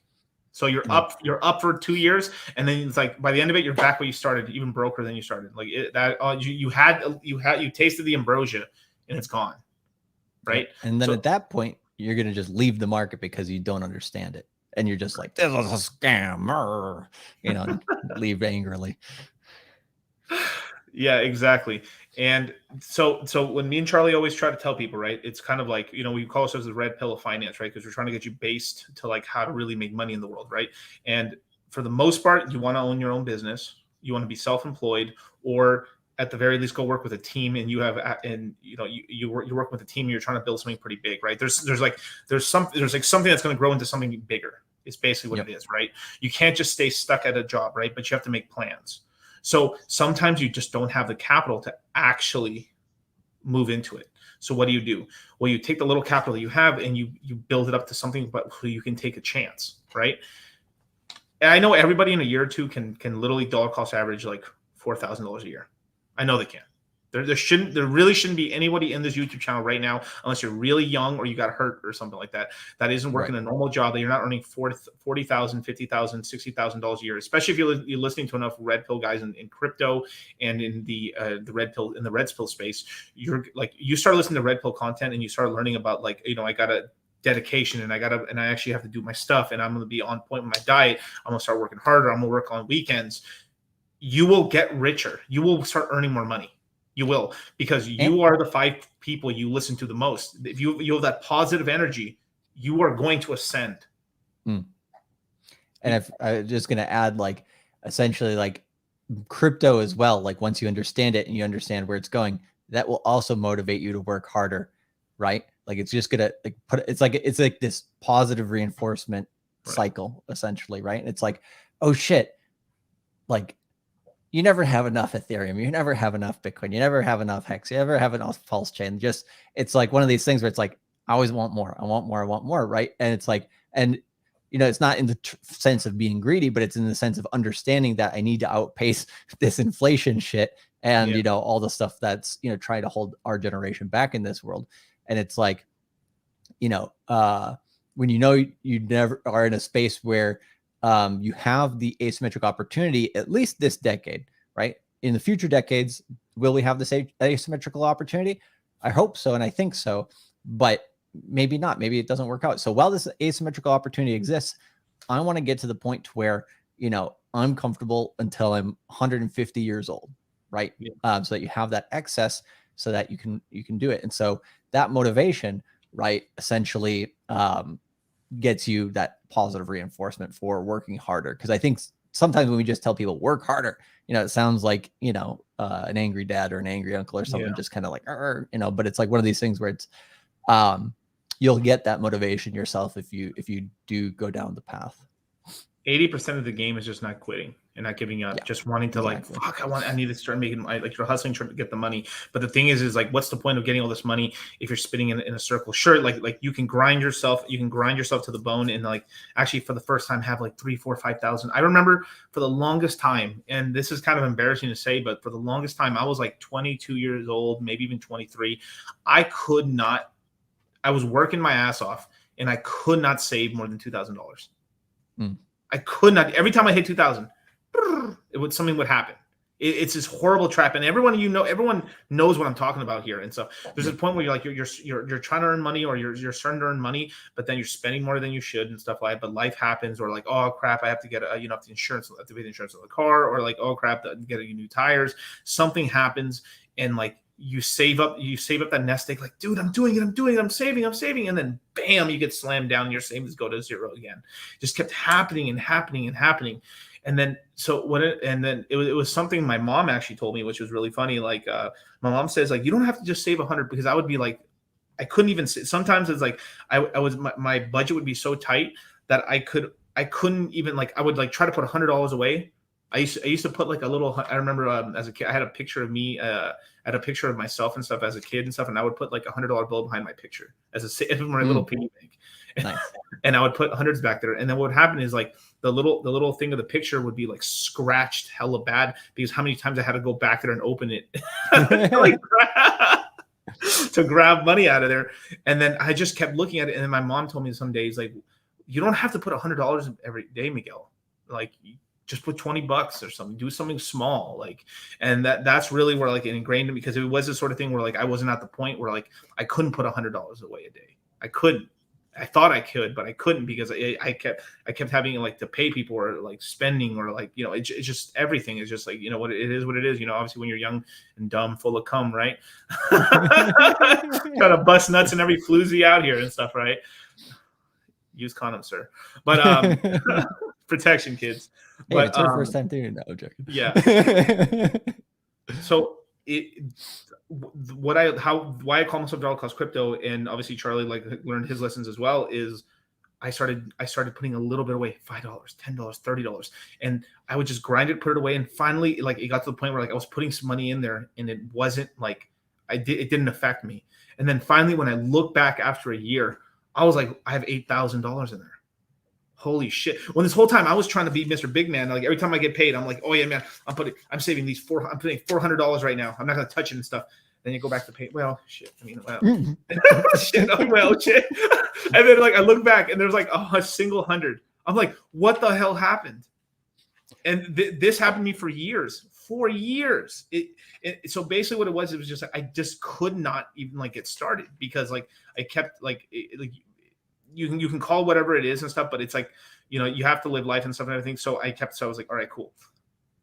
And then what it was is like, I have a bit of a savings problem, but at the end of the day, I had a money problem, really, is what it was. Like sometimes like there's people will yell at you and tell you like, oh, you're not saving enough because like you're not disciplined enough. You're not this and this. No, sometimes you just don't make enough fucking money, realistically.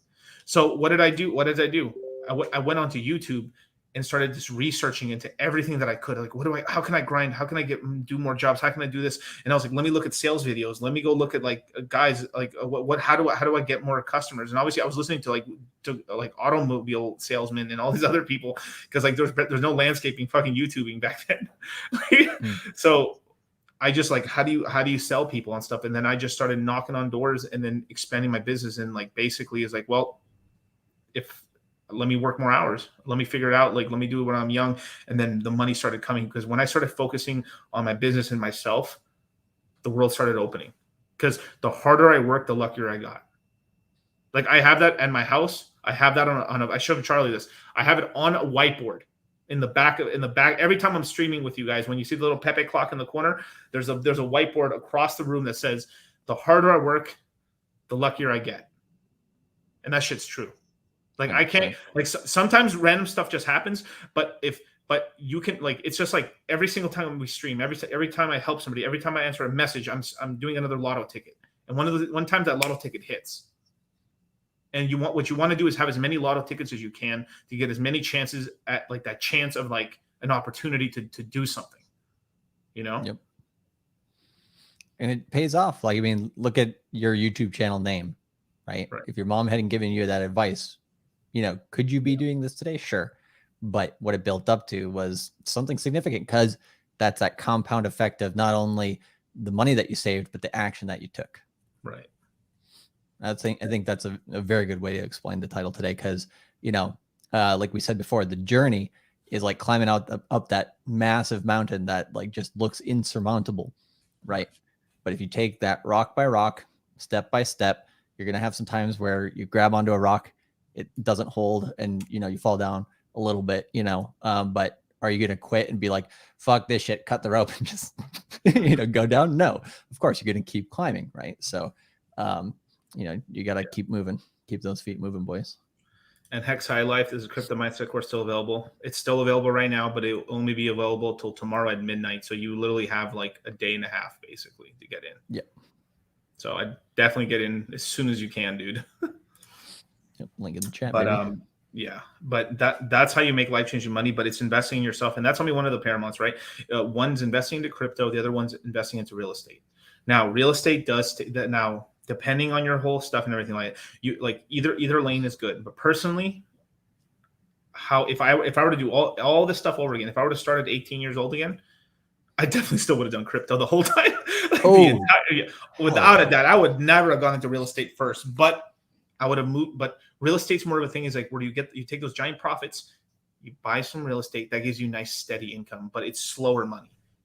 Right. Even though there's all tax advantages and there's all this stuff. It's true. Right. You like every $100 you put into real estate, the bank will lend you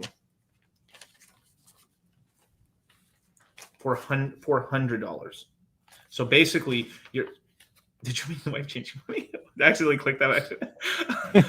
That's so funny. It landed on wife changing money. So for every $100, so when you put a 20% deposit down on a house, right, a down payment on a house, the bank will lend you the other $400, right, and that's the full purchase price of the house. So basically, what you're doing is you're getting leverage, right? This 20% of money, it's like you're earning money on this full $100 on this full 100% right here, but your cost of capital is really just this $100 bill. And that means, but these dollars are also kicking back money. So then from there, you're like, wow, this certain amount of capital is actually making me about a certain income and stuff like that. And that usually is like I'm earning 7, 8, 10% on my money, but on the full amount, which is really nice.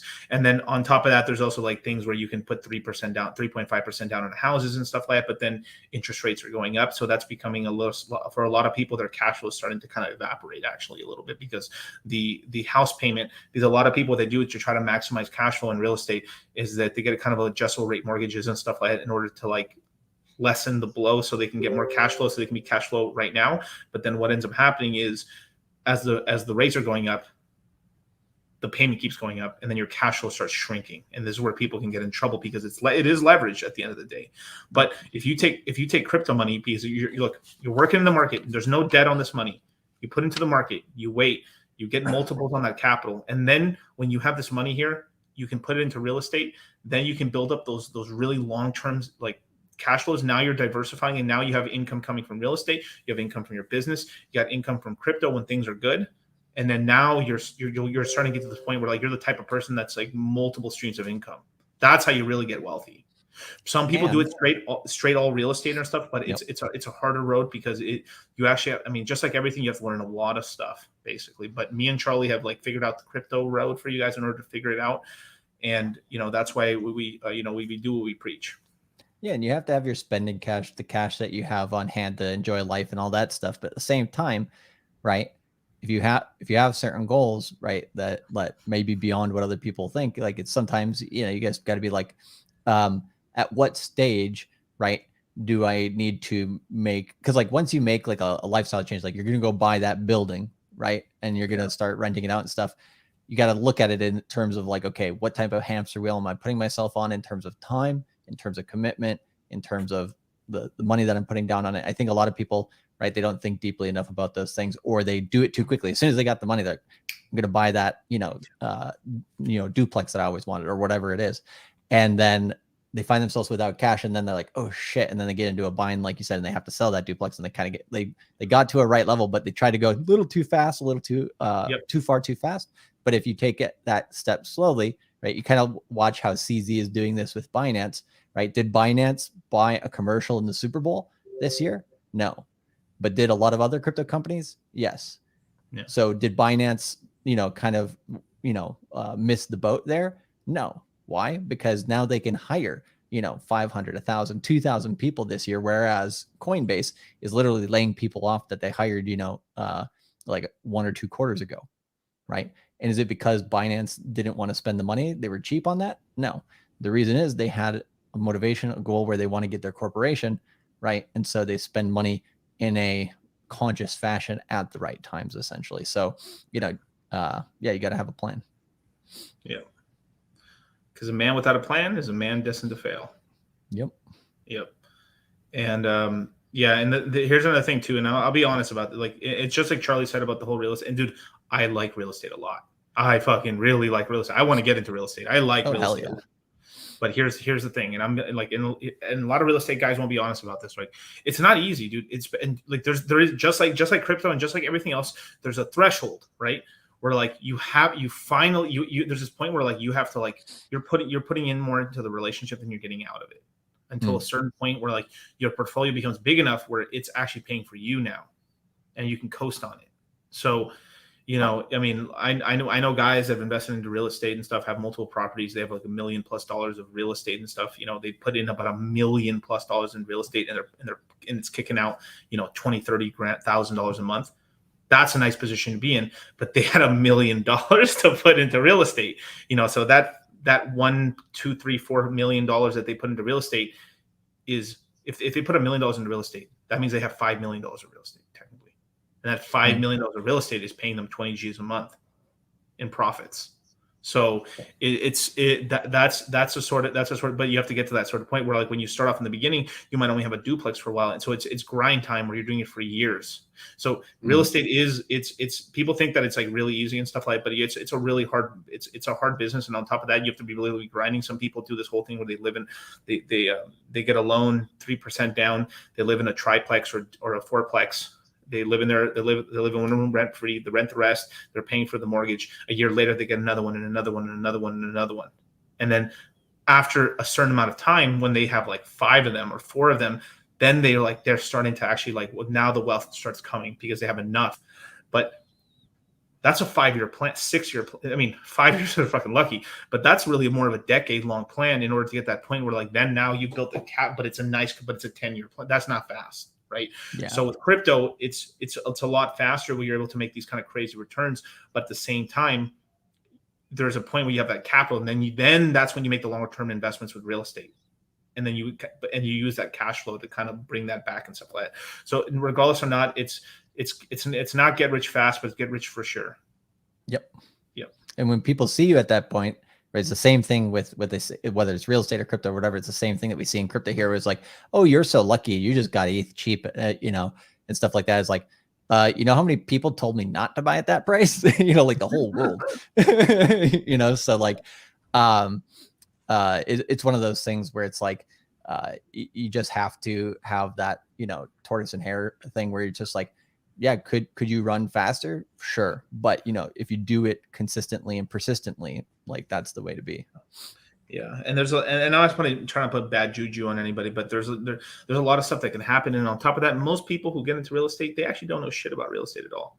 Like you have to take care of time. I mean, this is not bashing. It's not the bashing real estate game, but I'm just saying, no matter what, it doesn't matter if you run your own business, you do this and that, it's work. Right.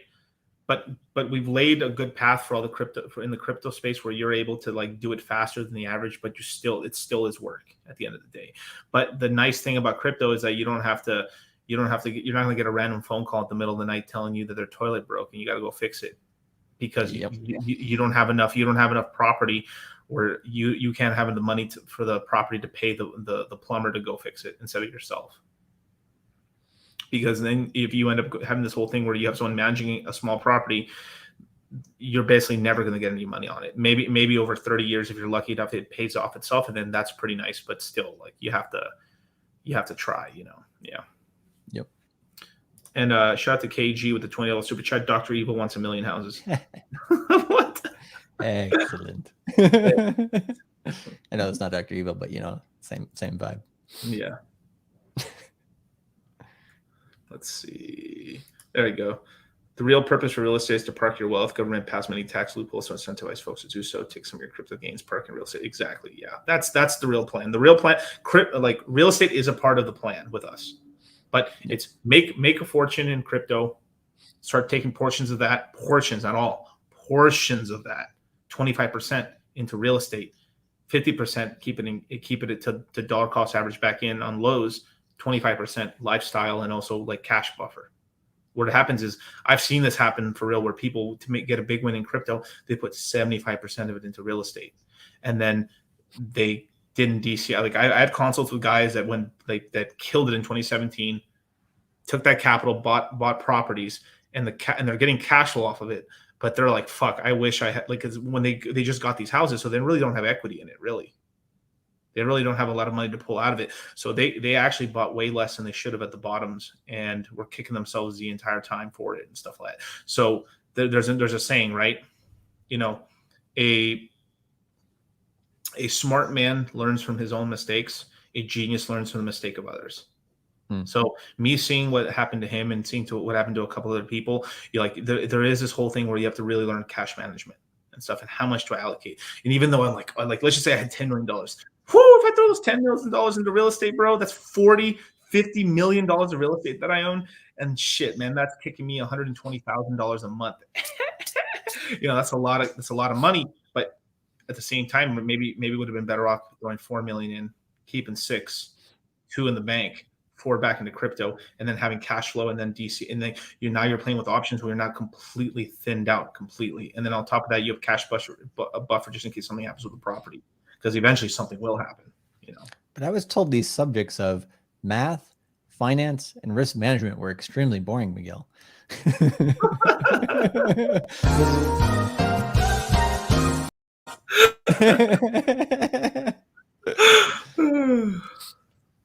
Beautiful. Yes, failure is the best teacher, but not all the time. Sometimes like you need a W, Well, like you said, failure of others could be a teacher too. Definitely, man. You got to pay attention. But basically, yeah, I would recommend Robert Kiyosaki for folks wanting to get into real estate. Definitely. And guess who Robert Kiyosaki recommended for the cryptocurrency course?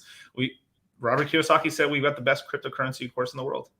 Yeah, one of the biggest compliments from him that wasn't on stream, right? It was just in the back end, was just like, he literally said, he's like, shit, like after our conversation with him and everything, he was like, you guys know more than the guy that I trust most with crypto right now. I was like, holy shit, I was like, thank you, sir. But yeah.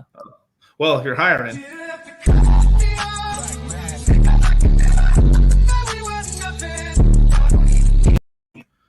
This crypto guy just sweating bullets in the back.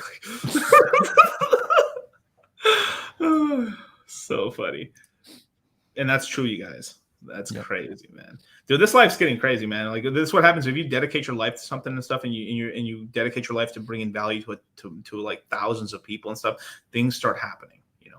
That's why me and Charlie always put that positive energy, and we're always helping people out. Dude, I answered messages all night. Like, I didn't go to sleep last night. I stayed up all night, and I literally finally got through all my Instagram DMs. That took forever. Holy crap, you guys. It was a really funny side tangent story on that Robert Kiyosaki thing is, it was a couple months later, I was, walking around some bars here in Tokyo with some friends, ran into an ex-colleague of mine, and some of my ex-colleagues in that same company essentially, read a lot of Robert Kiyosaki, talked about it over lunch and stuff like that. And I was just like, he's just like, oh, how's it going and stuff. I'm like, oh yeah, pretty good. He was like, what's up with what you're doing? I told him a little bit about it, not too many details, but enough, to paint the picture. And he's like, oh, interesting. I was like, oh yeah. And, like recently, Robert Kiyosaki, we talked with him online and then on stream basically. And he also, supported our business scene. And he just kind of gave me this, like, he didn't want to like respond to that kind of face. And then I was just like, yeah, Robert Kiyosaki, the author of Rich Dad Poor Dad, one of the best-selling books, the New York Times bestseller. And he was like, no, I don't know that guy. I was like, either you don't know shit and you're kind of stupid and living under a rock, or which I don't think was the case, right? But it could be, it's possible, right? Or you're just lying to my face because you don't want to give me that W. I'm about to say this is the best part, right? Your day job sucks. Yeah, he's still in the same race, you know. Yeah. He's moved like maybe one step forward. I'm thinking about like doing one of these and stuff, except trolling. He's like, your day jobs. It's just shitting on a person. The whole thing, the whole sound bite. It's just like your day job sucks. Yeah. But it's one of these things where it's like, it's true for a lot of people. And I mean, if you go more into Robert Kiyosaki, he has a board game called I believe it's called Rat Race. Or no, there might have been two games. What was the one that Robert Kiyosaki had? You literally said the name of one of my products and stuff. I was like, no, I know. Yeah. No, yeah, it's the maybe no, there's two games that I was playing. No, I know what you're talking about. You're talking about the board game and stuff like where you're trying to get out of the rat race and stuff like that. It's, yeah. I believe it's actually called Rat Race, but maybe that was cash flow rat race game. Yeah. I think it's called cash flow. And then on the board, there's something about the rat race, basically something along those lines. Yeah.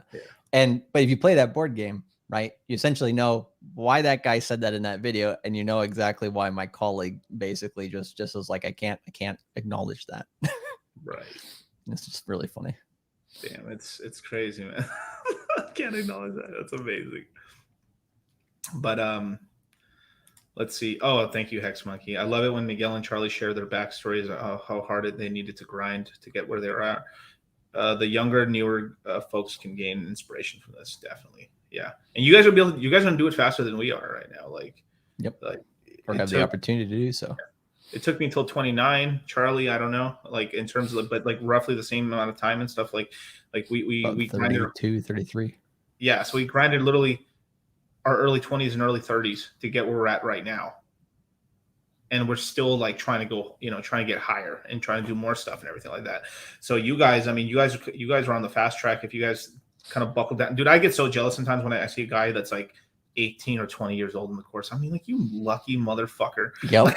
You son of a fucking bitch. Shout out to Nathan.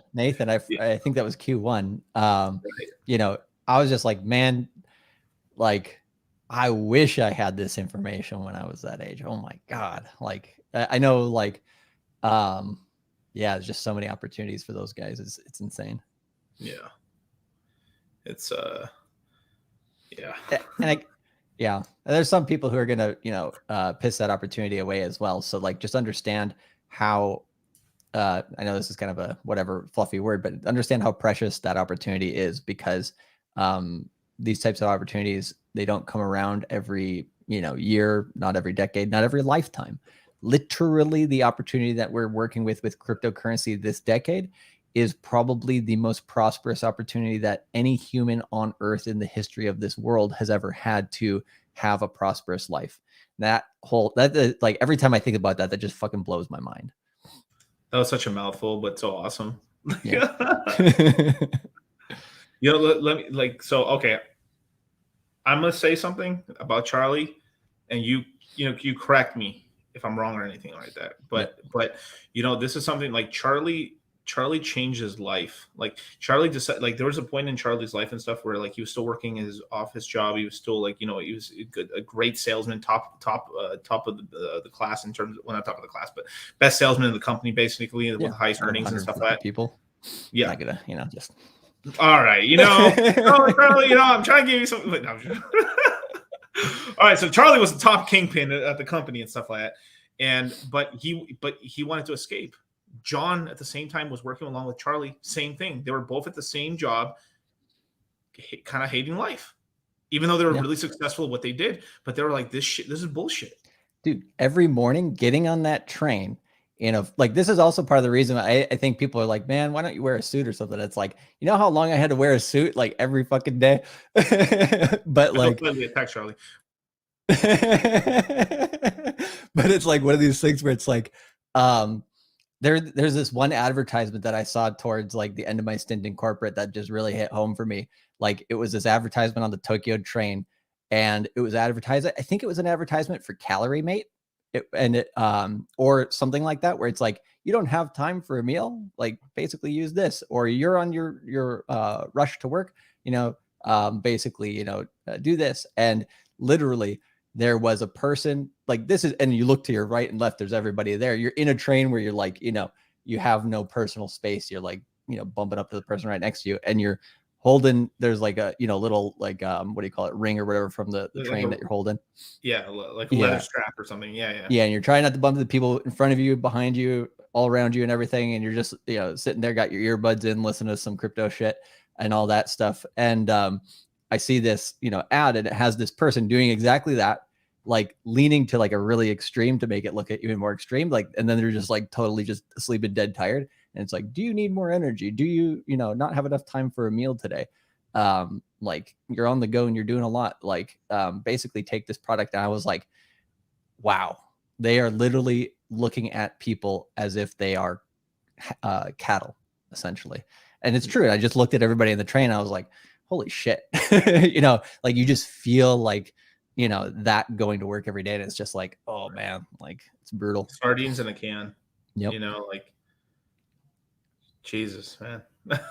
Yeah. And you look at the guy who's 50 years old, who's been doing that for 30 years.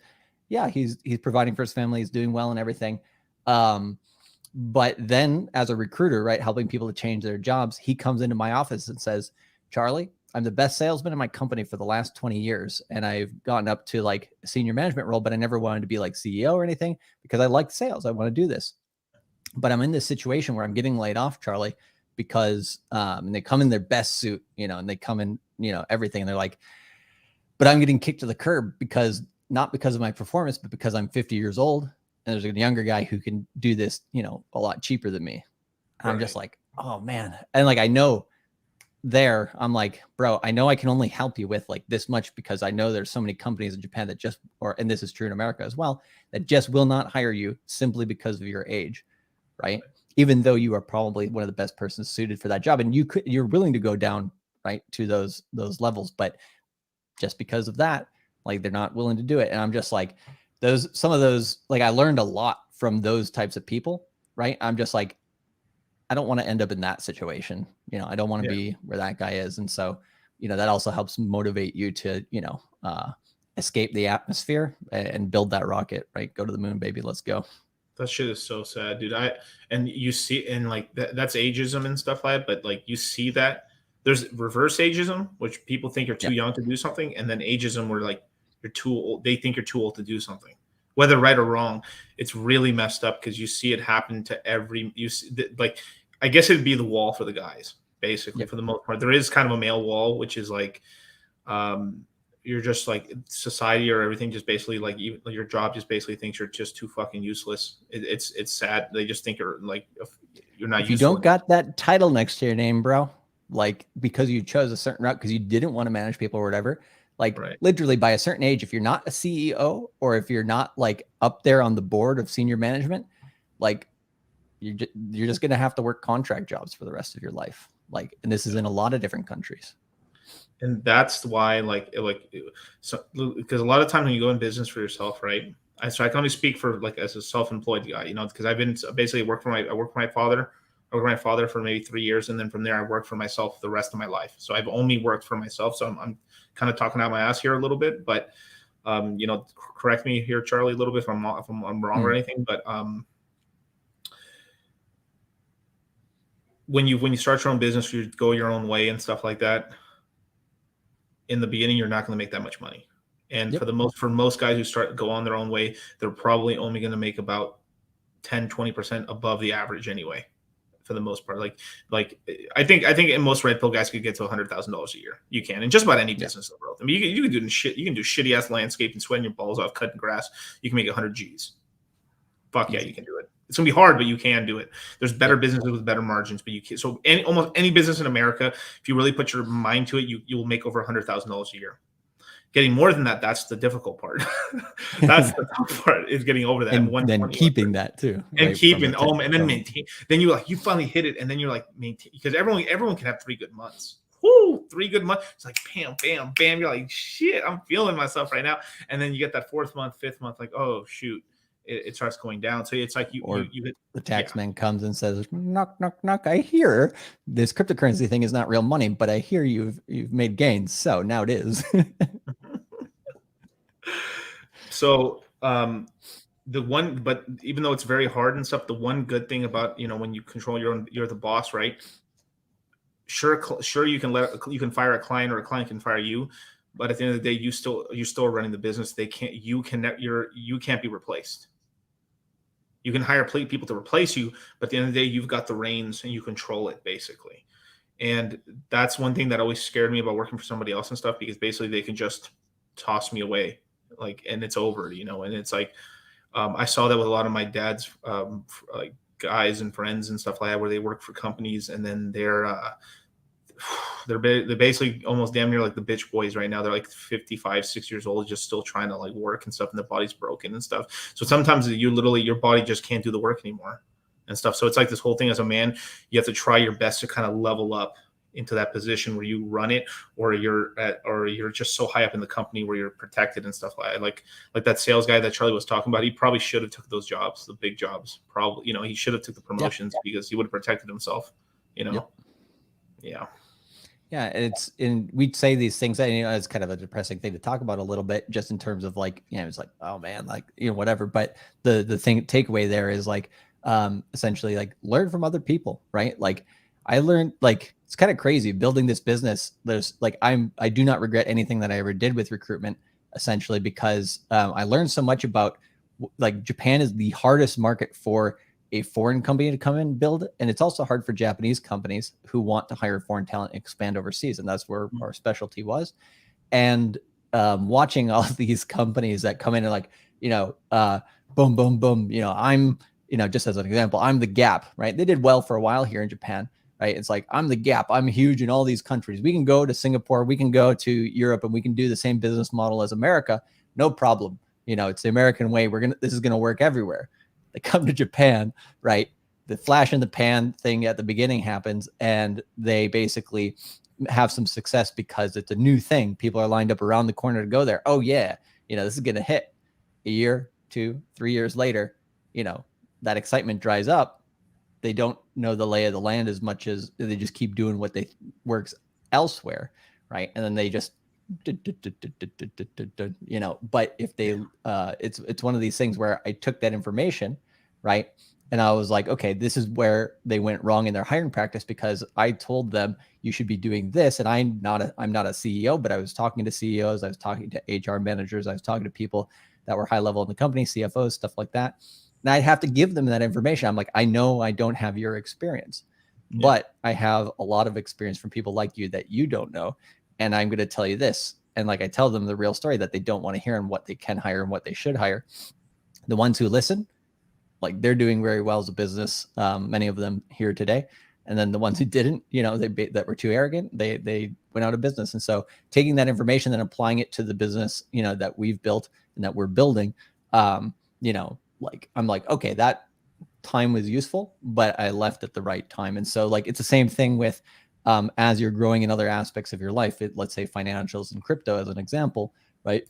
Maybe other stuff worked for you in the past, but take the stories that we give you about our crypto experiences as well, take those and run with them.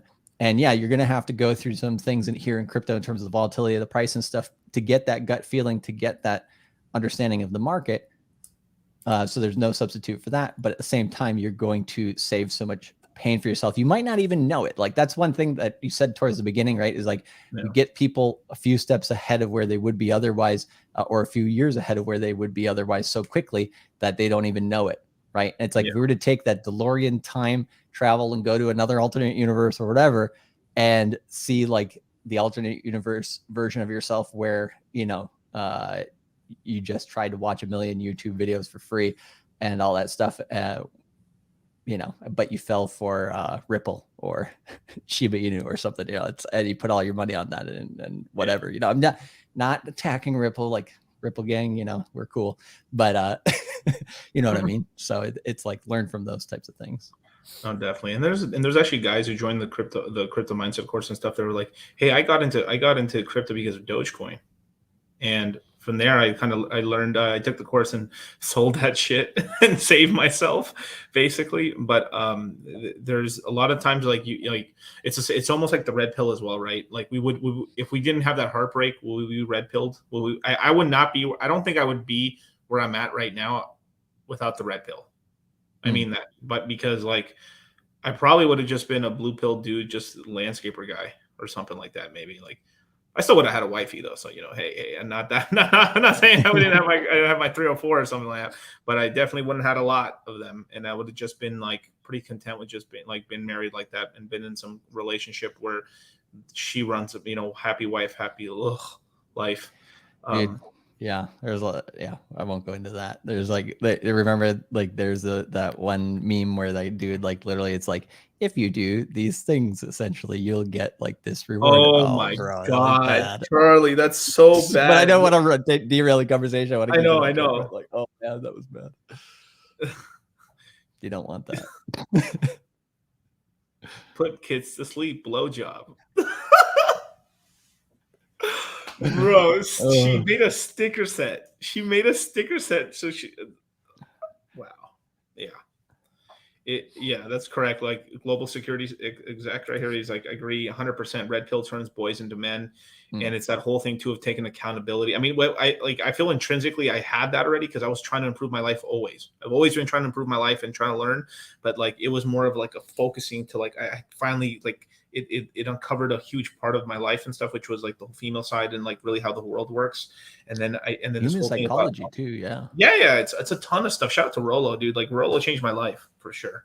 A lot of the stuff he talked with the red pill and the rational male and stuff really changed my life. And then on top of that, it expanded out to so many guys as so many guys started YouTubing that all this collective, energy that was in the manosphere and stuff like that just got brought in, and then everyone got amplified to it, and then wow, and we've been able to use that to just completely change the course of our lives, as well as it's very possible that all of us today that are getting that are in the crypto mindset course, that are watching me and Charlie, that are in the red pill, that are red pill aware, are going to be the people that end up having pretty much the most wealth in the world on average. I do believe the red pill men who are in crypto are more than likely going to be the 1%ers, a large portion of the 1%ers of the world. There's always going to be 1%ers that are going to be some blue pill dumb chumps or some fucking cucks and stuff that let fucking dudes fuck their wife and rail them and shit while they're fucking horrible. Yeah. What's wrong with you? But there's literally a guy who Offered that to Elon on Twitter today. He was like, bro, if you need, I'm just like, oh my God, bro. Oh my fucking man. What the fuck are you talking about, Charlie? Wait, I'm not gonna go into it. It was there was a whole thread under one of Elon's tweets. People were just like, bro.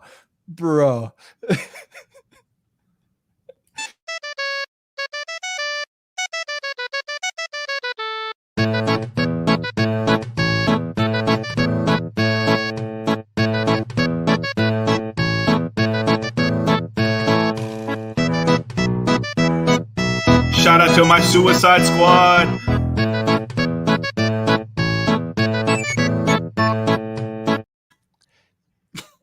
Yes. Jesus Christ. Oh my God. Is that Jeff Hardy basically?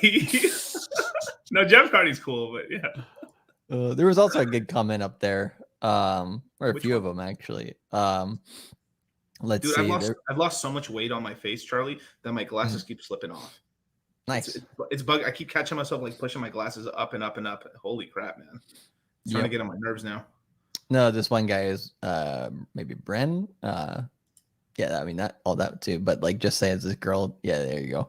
Is telling me money isn't as part as your relationships and people in your life. I mean, there's some ways that that's true and there's some ways that that's not. But yeah, if you have higher goals, definitely. But there's also going to be situations where it's they tell you money is not important. And then at a certain period of time, they're like, we really need money. It's the same thing I see with young people, right? A lot of people who are pre-university or just out of university or in university, they have these rose-colored glasses on the world. And they're like, yeah, sales is dirty. I don't want to try to make money. That's the devil. Money is the devil, right? I forgot the actual quote for that, but anyways, what I'm talking about. And it's money's the root of all evil, right? And stuff like this. But it's like I feel like that's that's brainwashing, mental conditioning. Yeah, it's definitely a cap. It's one of those things where it's just like, at some point in your life, you will need it, and you will probably need more than what you think you will need. So take care. It's like insurance, right? Right. And if you want to go far, then you know, you got to balance those two. Money's an amplifier, and its power in the world. You need money. Fuck what you heard. Anyone tells you that money is the root of all evil. If you're a person that seeks wealth and stuff, you're morally corrupt, bitch. The fuck out of my face, broke ass whore. It sounds like you're more morally corrupt, Miguel. So you know, I'm turning off this stream right now. I'm sorry, I can't hear you over these $100 bills right now. Hide the money, y'all. There's broke people around. Have you seen that Chappelle Show skit where like all the black people in the world get like reparations and stuff, and like they're all going to the convenience stores? I'm rich, bitch. And like Dave Chappelle like this, and there's ladies like, hide the money, y'all. There's broke people. I love that skit. Oh, it's so amazing. No, but it's you know why they want it? It's because people who, if you have money, they have a harder time controlling you. Yep. It's all about control. It's not about the money. It's about controlling you. That's what it's about. If you have money, you have wealth, you have options. And if you have options, you have the option not to listen. And if you have the option not to listen, they can't control you. And then they become less important. They have power because they control people. It's influence, but in a bad way. Yeah, you see that at every level, right? I mean, why do you think the government, you know, or if you're looking at, you know, different organizations in the world, you know, want you to have nothing and be happy, right? Control. It's all fucking comments. It's all, but the comments are why we do this, man. Yeah, and even look, I am Catholic, dude. I have worn like, okay, this is not to say, but like I've had this rosary on my wrist for basically since I was like 17, 18. I'm 31 today. I still have it on my wrist. It looks like it's about to break and stuff just because my power level is increasing so much. But I am Catholic. I mean, I've done everything. I mean, like baptism, first communion, confirmation, everything. The only thing I have left is the anointment of death and marriage, basically. And I mean, literally, I'm a good Catholic boy. And I've done everything and stuff. But the thing that, like, look, I truly believe, you know, God existed, and I do believe that. I believe in God and everything like that. But I believe the church is people bastardize the word of God and use it to control people. Oh yeah, I mean that's what it really is. Like, yeah. And I knew that since I was a kid. I was like, why the fuck are we in here? It felt cool sometimes, but then it was the money trade comes around. Oh, yeah, this is the root of all evil, guys. Just put it in. Isn't that the biggest bullshit in the world right there? Like, I mean, I get it. Look, I know it. Like, you have to keep the lights on, of course. Yep. But take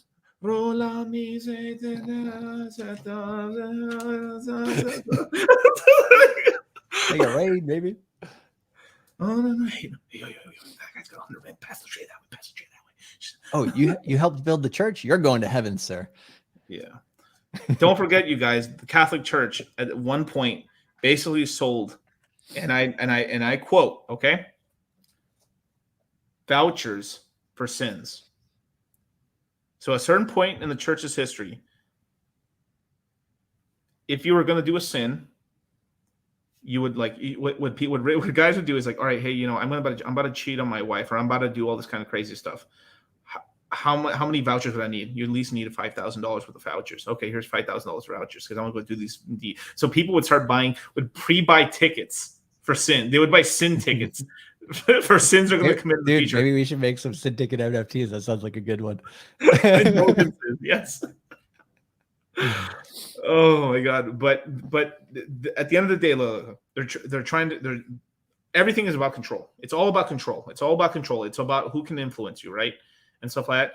So you choose the people who influence you correctly, but at the end of the day, do not believe these people but say like you don't need money. Get the fuck out of here. This world's getting more and more crazier. You need energy.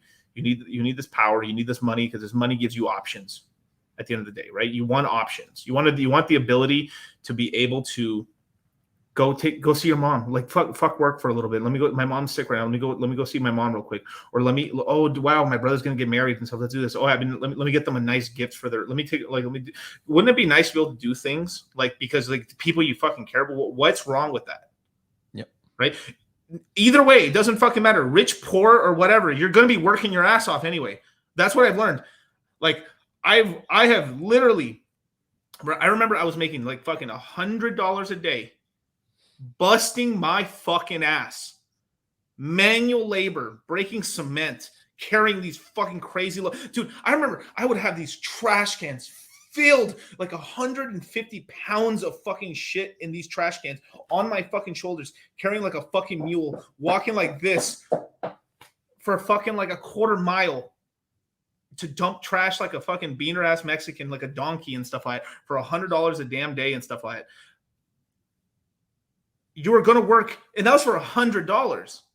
It doesn't matter. You're always going to, I mean, there's various levels, less physical, more mental, more stress. You do not escape work.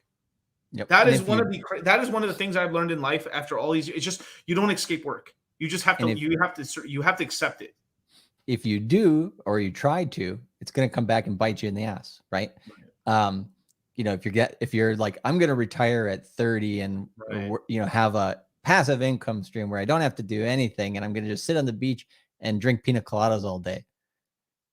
Sure. Okay. Go for that. Right. Read the 4-Hour Work Week by Tim Ferriss and whatever, you know, that book should also have like Big Capper, you know, on the title or something, but it's like one of these things where it's like, as soon as you stop working at whatever age, you're essentially going to be 1 foot in the grave, or you're going to start walking towards the grave faster, right? You don't have that motivation, that purpose on all that stuff. And I went to a Catholic high school, even though, you know, I was baptized Lutheran and yada, yada, yada.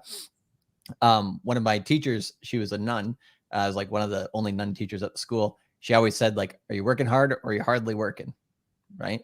And if you're hardly working, you're just deteriorating. Right. And if you're deteriorating, like, if you're young, you're going to get to a point to where you're going to come to a pain point in your life where it's like, I wasted 5-10 years of my life, you know, being lazy, and it didn't pay off for anything. It just brought me, you know, down essentially. And shit, I would have done that differently. You can't get that time back. Yeah. So apply yourself. Definitely. One good gift though life has given you is when your kids are really young, they don't remember anything. Daddy wasn't there. That's a different story, sure. Oh yeah. We got Mr. Warwick with the SIGs. He'll come back one day. But no, definitely. Oh, KG with the $20 super chat. Money is so important that in ancient Babylon, if you couldn't afford your debts, your wife could sell you into slavery and amend your what? Damn. Kind of base though, but still, like, at least it wasn't like if you were in debt and stuff, they sold your wife into slavery. That'd be pretty bad. But like, damn, Jesus.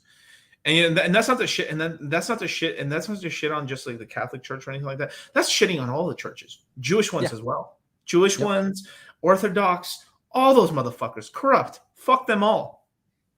Up the ass. Well, you could still practice religion, or you could practice spirituality without necessarily having to be like balls deep in an organization, right? So, yeah, there's balances to it all. It is what it is. But yeah, it's like people get kind of triggered as soon as we start talking about that topic. They're like, you know, they assume a lot, basically. Yeah. It's what are you guys talking about? Desired flavor.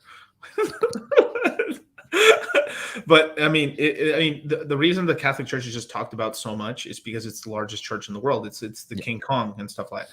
But like all the other churches are doing dirt. There's bad. There's black. There's these crazy gospel preachers like, look here, look, oh glory be, you know, the hustler preachers.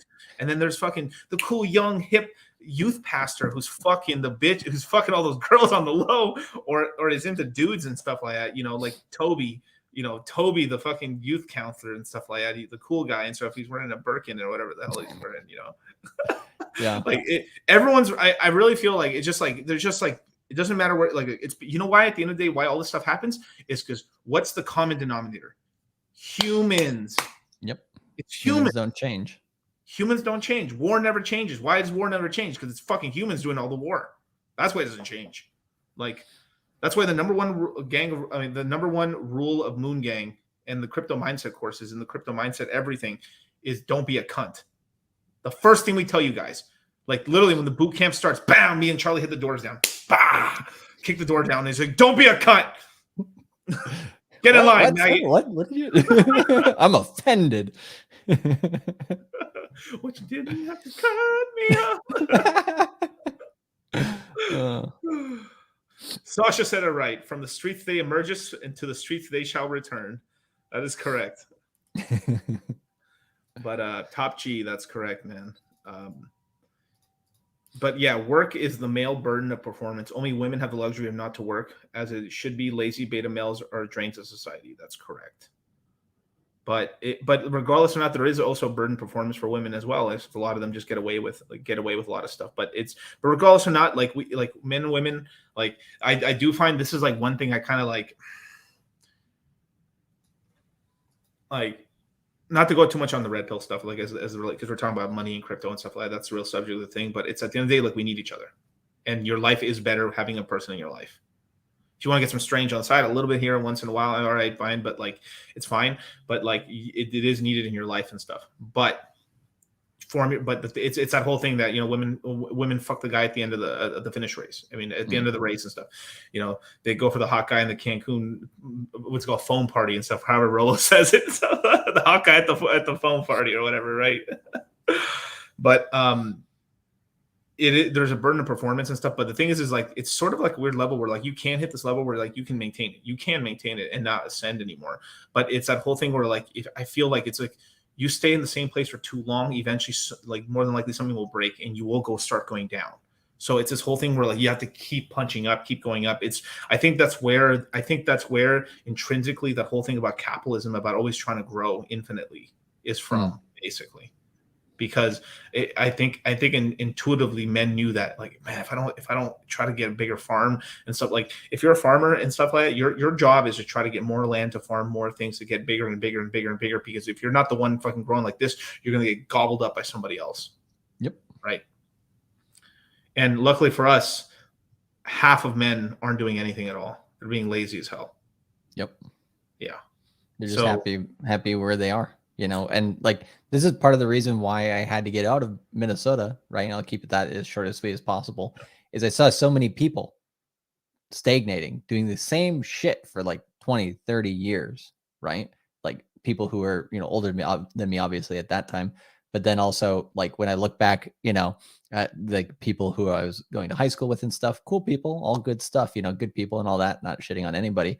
But, you know, when there's no growth, it's like, you know, like it's just kind of like it's that balance between, and this is in crypto too, it's that balance between, people need that balance between essentially like risk and like shit that's unknown. Like you want stuff around the corner that's exciting that you don't know what's going to come next. But then like there's that one balance that's too strong on one end where it's like, you know, like in Minnesota, like I could literally tell you like what's going to happen in the next, you know, 9 months to a year and a half. Like to the T almost. Like I know this guy's going to be doing that. I know these people are going to be doing that. And this, you know, like it's just like it's boring as fuck. How many years have you lived in Japan and you could still do that? Isn't that crazy? Yeah. Yeah. Like you do get used to it, right? You get in the flow of things. But like the cool thing about Tokyo, right? Like you see how many buildings are here and shit. Like you could literally just like go down a rabbit hole and like be like, oh, that place that I went to was really cool. And then 6 months later, try to go there again. And you're like, I literally can't find it. Yeah. You know, so then you go to another exploration. And Charlie, I seriously thought you were going to complete different. Like you see Tokyo behind me and stuff. Godzilla destroys it every fucking other year. It's already built in, so the buildings are different. Once a century, you know. Okay. No. Yeah, I mean, I can't imagine. I can't wait to go to Tokyo one day. I mean, I was a dream of mine to go to. I mean, I don't know. Maybe it's the dweeb in me who watches anime. Once you get to Tokyo, man, like. Yeah, I can tell you a story. There's this one person that I heard stories of. I never met her, but like apparently she came from Australia and she was like so disappointed in Japan because she knew everything about anime and she'd like talk to people about it. Like I have no clue what you're talking about, right? Like, and she was just like, oh, like she thought Japan was like the anime, right? And she thought like as an anime dork, everybody would get her. Nah, like no. You know, like when you come to Japan, everybody's like, oh, it's Nerd Central. You go around here, bro. Like it's like everywhere else. But the cool thing about it is there are a lot of unique things about it. And it's probably one of the most livable cities on earth. So, you know, it's a very comfortable place to be. And, you know, Japanese people are also, you know, very accommodating and just, you know, good people in general. No, definitely. Yeah. How much money do I need to? Oh. I was just reading that too. I was like, and then a wild John appears. Well, by the law, I mean, it depends which country you live in. What are the laws to change that wife? How much do I need for a harem? How much do I need for this divorce filing? How much do I guess in California, if we're talking Cali prices, man, wife changing money. If let's just say you're making $100,000 a year and shit, you know that good old. If you had it in crypto too, shit, $5 million, $5 million, wife changing money or something like that, because you got 2-3 million in crypto, got some real estate there. Yeah, man, you're printing shit. 1 or 2 cycles on top of that. Ugh, disgusting. You could if someone had 5 million today and they put it into crypto and then like they expanded it over 8 years, like my God, they'd be sitting on 40 to 200 million in 8 years or something. Ugh. Disgusting, man. There's one I want to play, but I can't play because we'll get in trouble, but I'll play for a second. Just a whole lot I didn't even hear it. Oh, it's like there's a whole lot of money in this. Like barely even popped up. Yeah. Oh, shit. I think you play that for like 5 seconds. Oh, okay, fine. Let's see. I just don't want to get demonetized and stuff. Let's see. It's a whole lot of money in this motherfucker. There you go. I think you got away with that. And his next comment. Yeah. And his next comment. What's his next comment? Did he comment again? Let's see. Oh, yeah. I don't buy it. Sorry.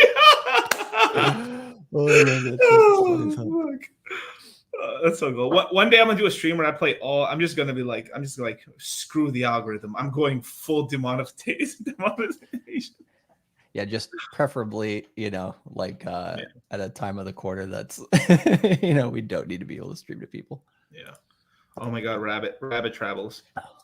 I'm hurting, guys. Cardano down, RP down. My Doge is weak. I wish I could stop looking. Aw, hey man, join the crypto mindset course. We'll help you through it, man. What's going on with you right now is that if you're not trolling, I hope if you're not trolling. Yeah, there's 50% of that. I was wondering, like, I kind of laughed at first, and then when you said, "Oh," I was like, I kind of felt a little bad. I was like, "Oh shit, maybe this is real." Because I know how that feels. It's terrible. When you're just by yourself, dick swinging in the wind and stuff like that. You join a tribe and then multi dick swinging in the wind, and you work together. You know, like apes together strong.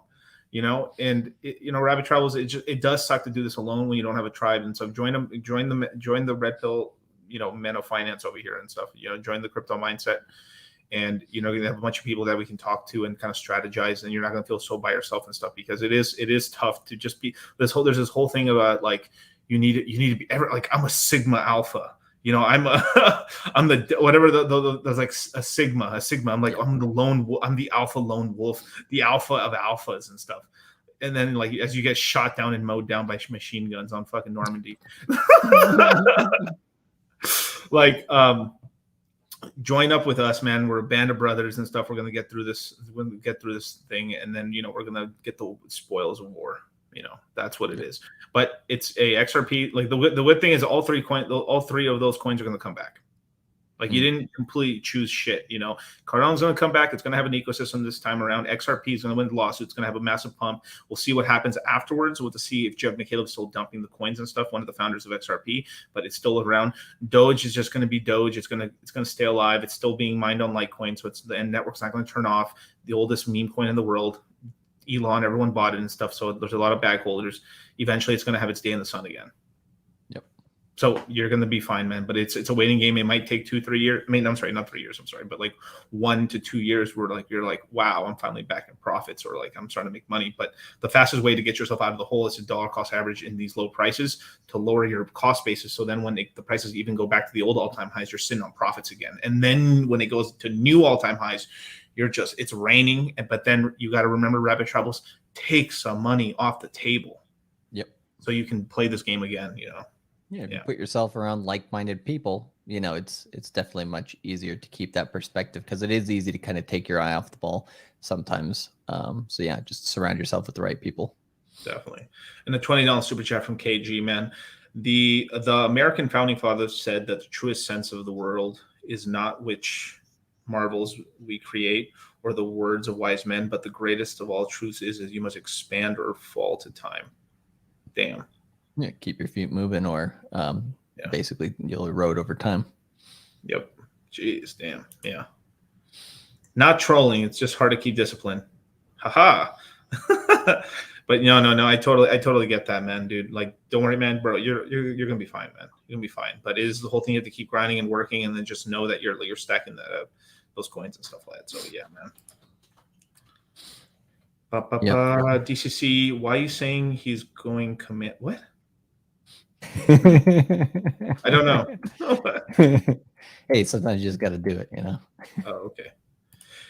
Let's see. Yobi, let's see. Is the course open for people outside of the United States? Of course it is. Yeah, we have people worldwide. The sun doesn't set on the Crypto Mindset Army.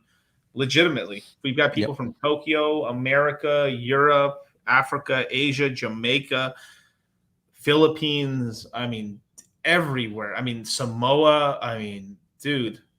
I'm pretty sure we had one guy from the Virgin Islands, like one guy, but still one dude from the Virgin Islands. Yeah, the only places that we have not yet penetrated in terms of continents, right, is Antarctica. That was a good save, Charlie, at the end there. Hey, bro. I know where your mind's going. Just stay out of the gutter. Yeah. I appreciate the live streams. No question. Thanks. Hey, no problem, dude. For sure, man. Let's see Cheetah Western and stuff like that. What the fuck is up with RH's terrible, atrocious, pathetic estimation? Damn, that was a lot of estimations of Pulsing launch. He went full retard saying 2 months. Well, the market happened. Okay. He won't say this, but a lot of other hexagons agree with me when I say this. He's market timing the bottom. So he's waiting for Bitcoin and stuff to bottom. Once it bottoms, he's got the wind pushing at the sails. He launches it, and then with crypto going up, it's easier. More cash flows around, and then it can actually pump up, and more money goes into Pulse Chain. So instead of kind of going up the creek with a paddle and stuff against the current and stuff, it's better just to go with winds at your sail, with the water going in the right direction. So it's always better to be launching stuff into a big green candle and everyone happy, because then more money can enter your ecosystem, because people get that wealth effect. And then sometimes what will end up happening is people are going to overinvest. And then at some point it's going to have its 80% correction. But then because we're in the right part of the cycle, the market will lift the boat up and then resale it, and then boom, we're off into another thing. So it's just easier to launch projects in bull markets than it is in bear markets, basically. But he's trying to launch it at the right part of the bear market, because it can catch the entire exponential growth waves of the new cycle. That's what he's doing. And one of the reasons why, like, me and Charlie were saying that Pulse Chain was going to launch as well is because he was going to launch it legitimately. I know, like, dude, I've got tons of people in the Hex community. I know everybody. It was going to launch around like the times we were saying, except what ended up happening is he confirmed it from his charting, and so I was like, oh shit, the market's about to go down bad. Holy crap! And then he tripled down on it, and then he just rugged it last second. Because at the end of the day, this is the thing where when we teach in the courses about the box, and we look at the biggest point is the pyramid, the top of the pyramid, or the pointiest part of the box is basically who's the leader, right? And so the way Hex works is in the Hex ecosystem, Pulse Chain ecosystem, Richard Hart is God, basically. Not figuratively, not like literally and stuff, but his word is law. So if he says, don't use that bullshit, everyone, like, if like I say this all the time, like, it's true.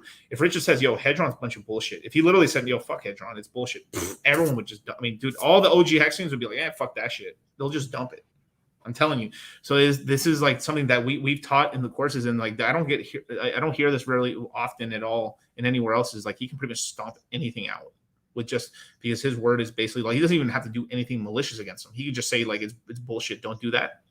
It's gone for the most part, and it's gonna probably not pump very much. Yep.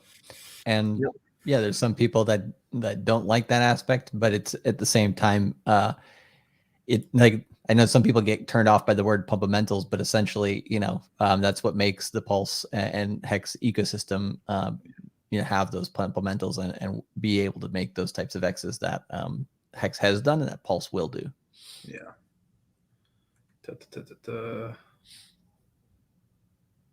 Let's see. Okay, Genesis. How much cash is enough to apply the things we learn in the course? $1,000 enough? Yeah, $1,000 is enough. That's enough. But remember, that's just the starting point. You have the dollar cost average as well. I mean, you could just do it with $1,000 and you're fine over time because you're at the beginning of the cycle. But it's always good somewhere to start. Working. Yeah, it's somewhere to start. Yeah, you need capital. You have, and right now Ethereum's cheap. You can do a lot of little plays. The GUI is pretty low, and if you don't know what GUI is, come here, my child. I will teach you. And so definitely join up the crypto mindset course and stuff like that. And I'll throw the link in the chat right now for you guys, but it's also in the description box below and stuff. Or you can go on to cultivatecrypto.com/shop, and it's right there as well. Yeah, bunch of different options as well.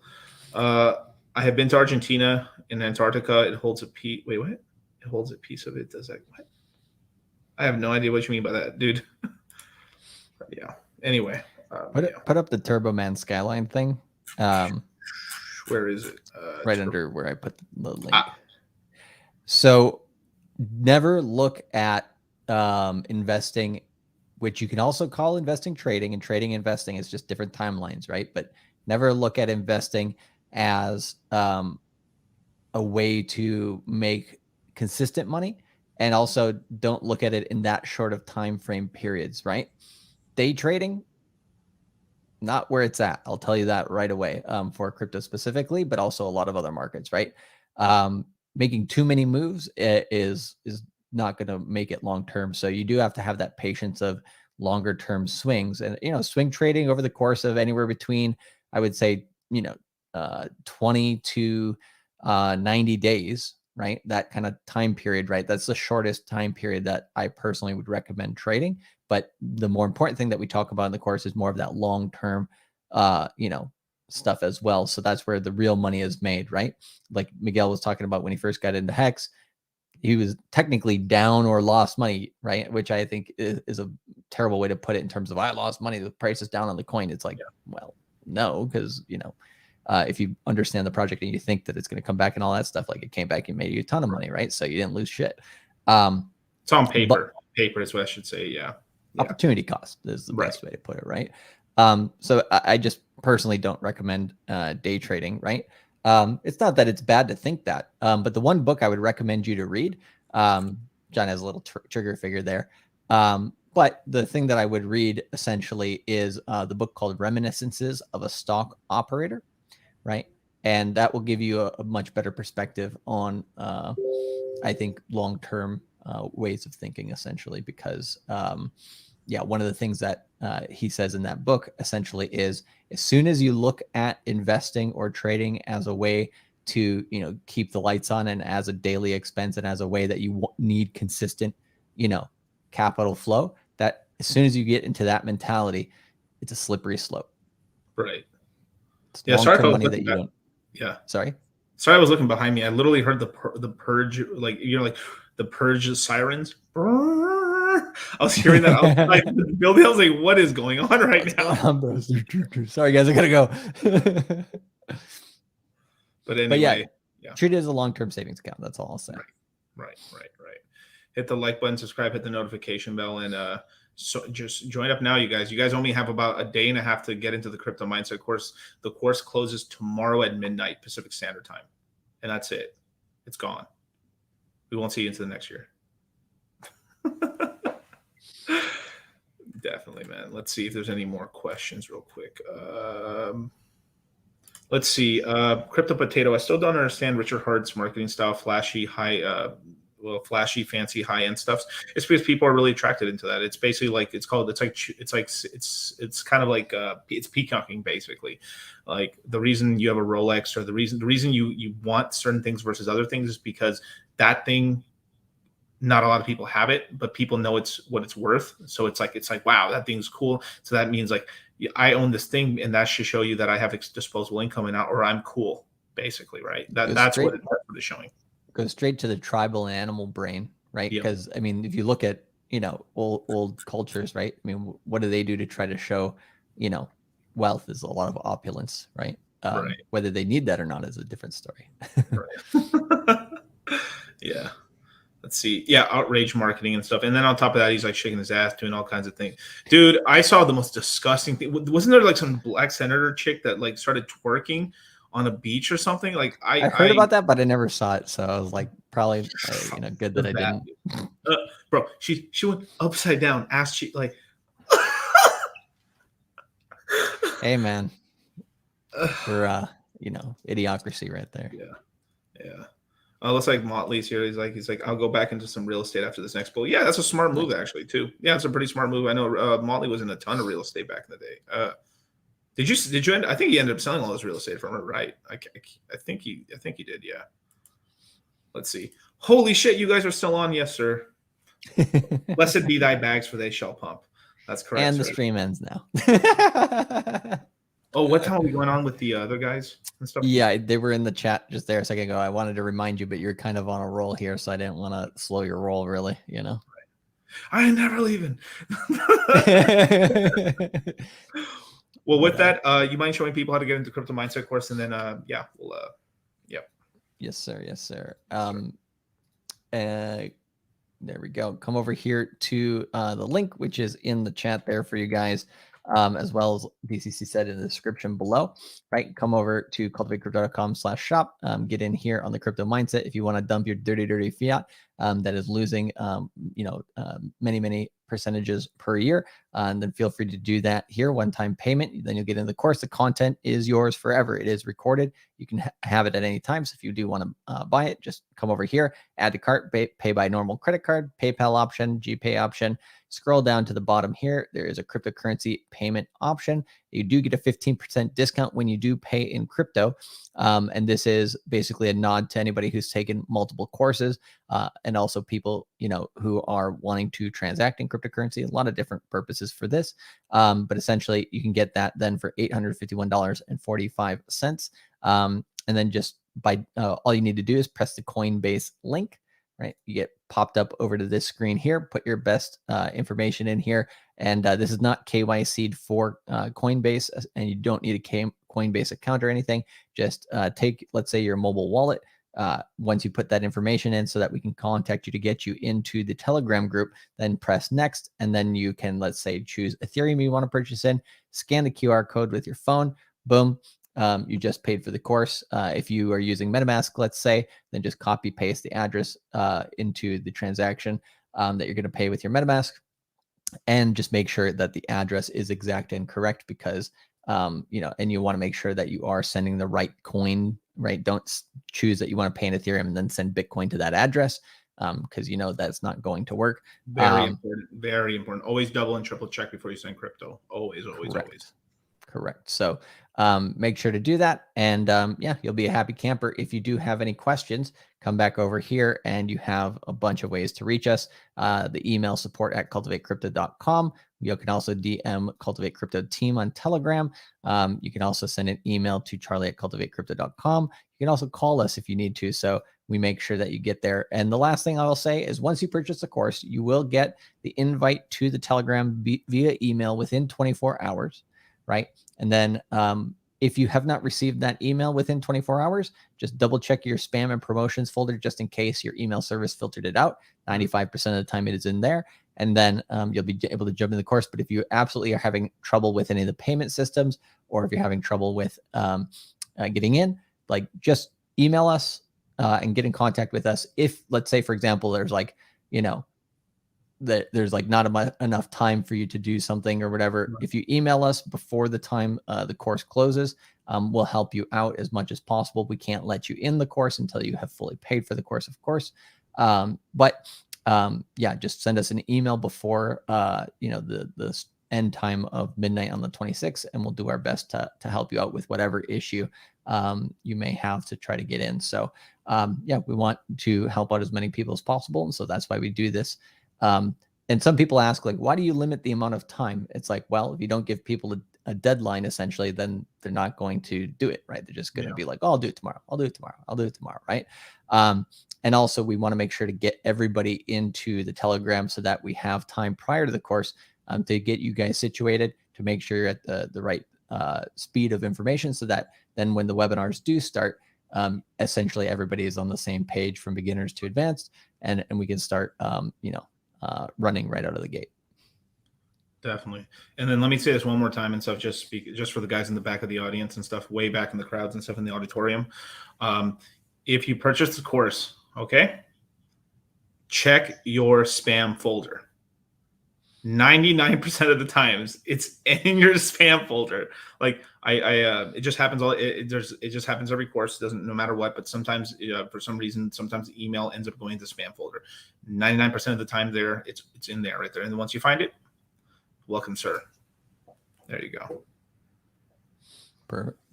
Yeah, let's see. And one last thing, crypto mindset changed my life. Do you it changed my life? Wait, it changed my life? Question mark? Yeah. Do you have a apply for young investors under 20? No, we've had people up to 18. We've actually, the youngest person we've had take the course, I think, was like, what, 16? Right? Yeah, I know for a fact 19. We had a 19-year-old. I can't remember, but there might have been some people have their family watch on with them. I know some consults that I've done with people, they have children, who are less than 10 years old who, watch the YouTube channel and watch the course. Right. I would say, maybe be ready to, cover their ears sometimes, but, basically, yeah, well, we try to help as many people as possible. And if you are in that age group and you ask us like, hey, I'm having trouble with, getting this set up or that set up because of KYC and stuff, we'll help you troubleshoot those things as well. And the chat will too. So can you tell these beautiful people where they can follow you, Charlie? You can go to Cultivate Crypto on YouTube. That is the main source. You can also go to cultivatecrypto.com if you want to jump on the course.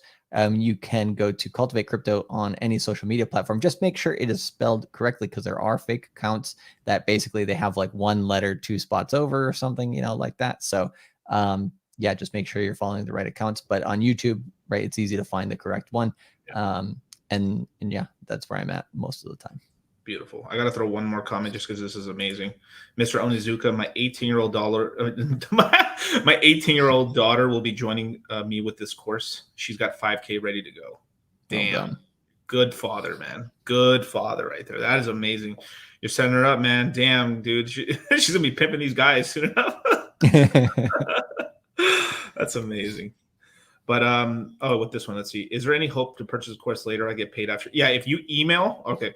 If you email Charlie at cultivatecrypto.com and say, hey, I want to get into the course, but I get paid later. As long as you are able to facilitate that before the classes start on August 6th, we'll get you in, but you have to email first. So if there's no chain, if there's no email or no chain of essentially of interest, then we're just gonna not let you get in, basically. Yeah. So if you email us today, right, and we'll help you. Like, let's say you get paid on the 30th or something, right?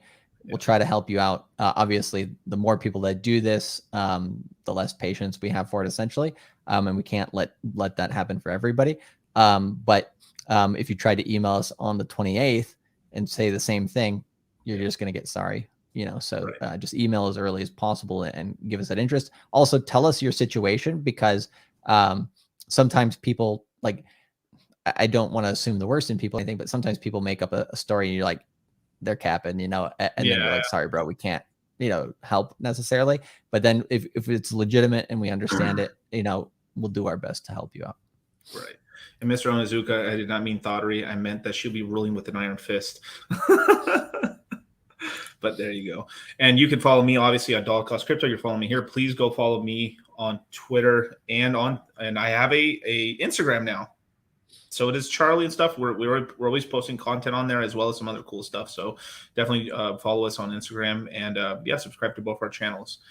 We'll be back with you guys later tonight in about 6 hours. We'll be on Fresh and Fit, and we're going to be doing a Q&A/tax kind of a show and stuff. So for Money Mondays. So peace, you guys.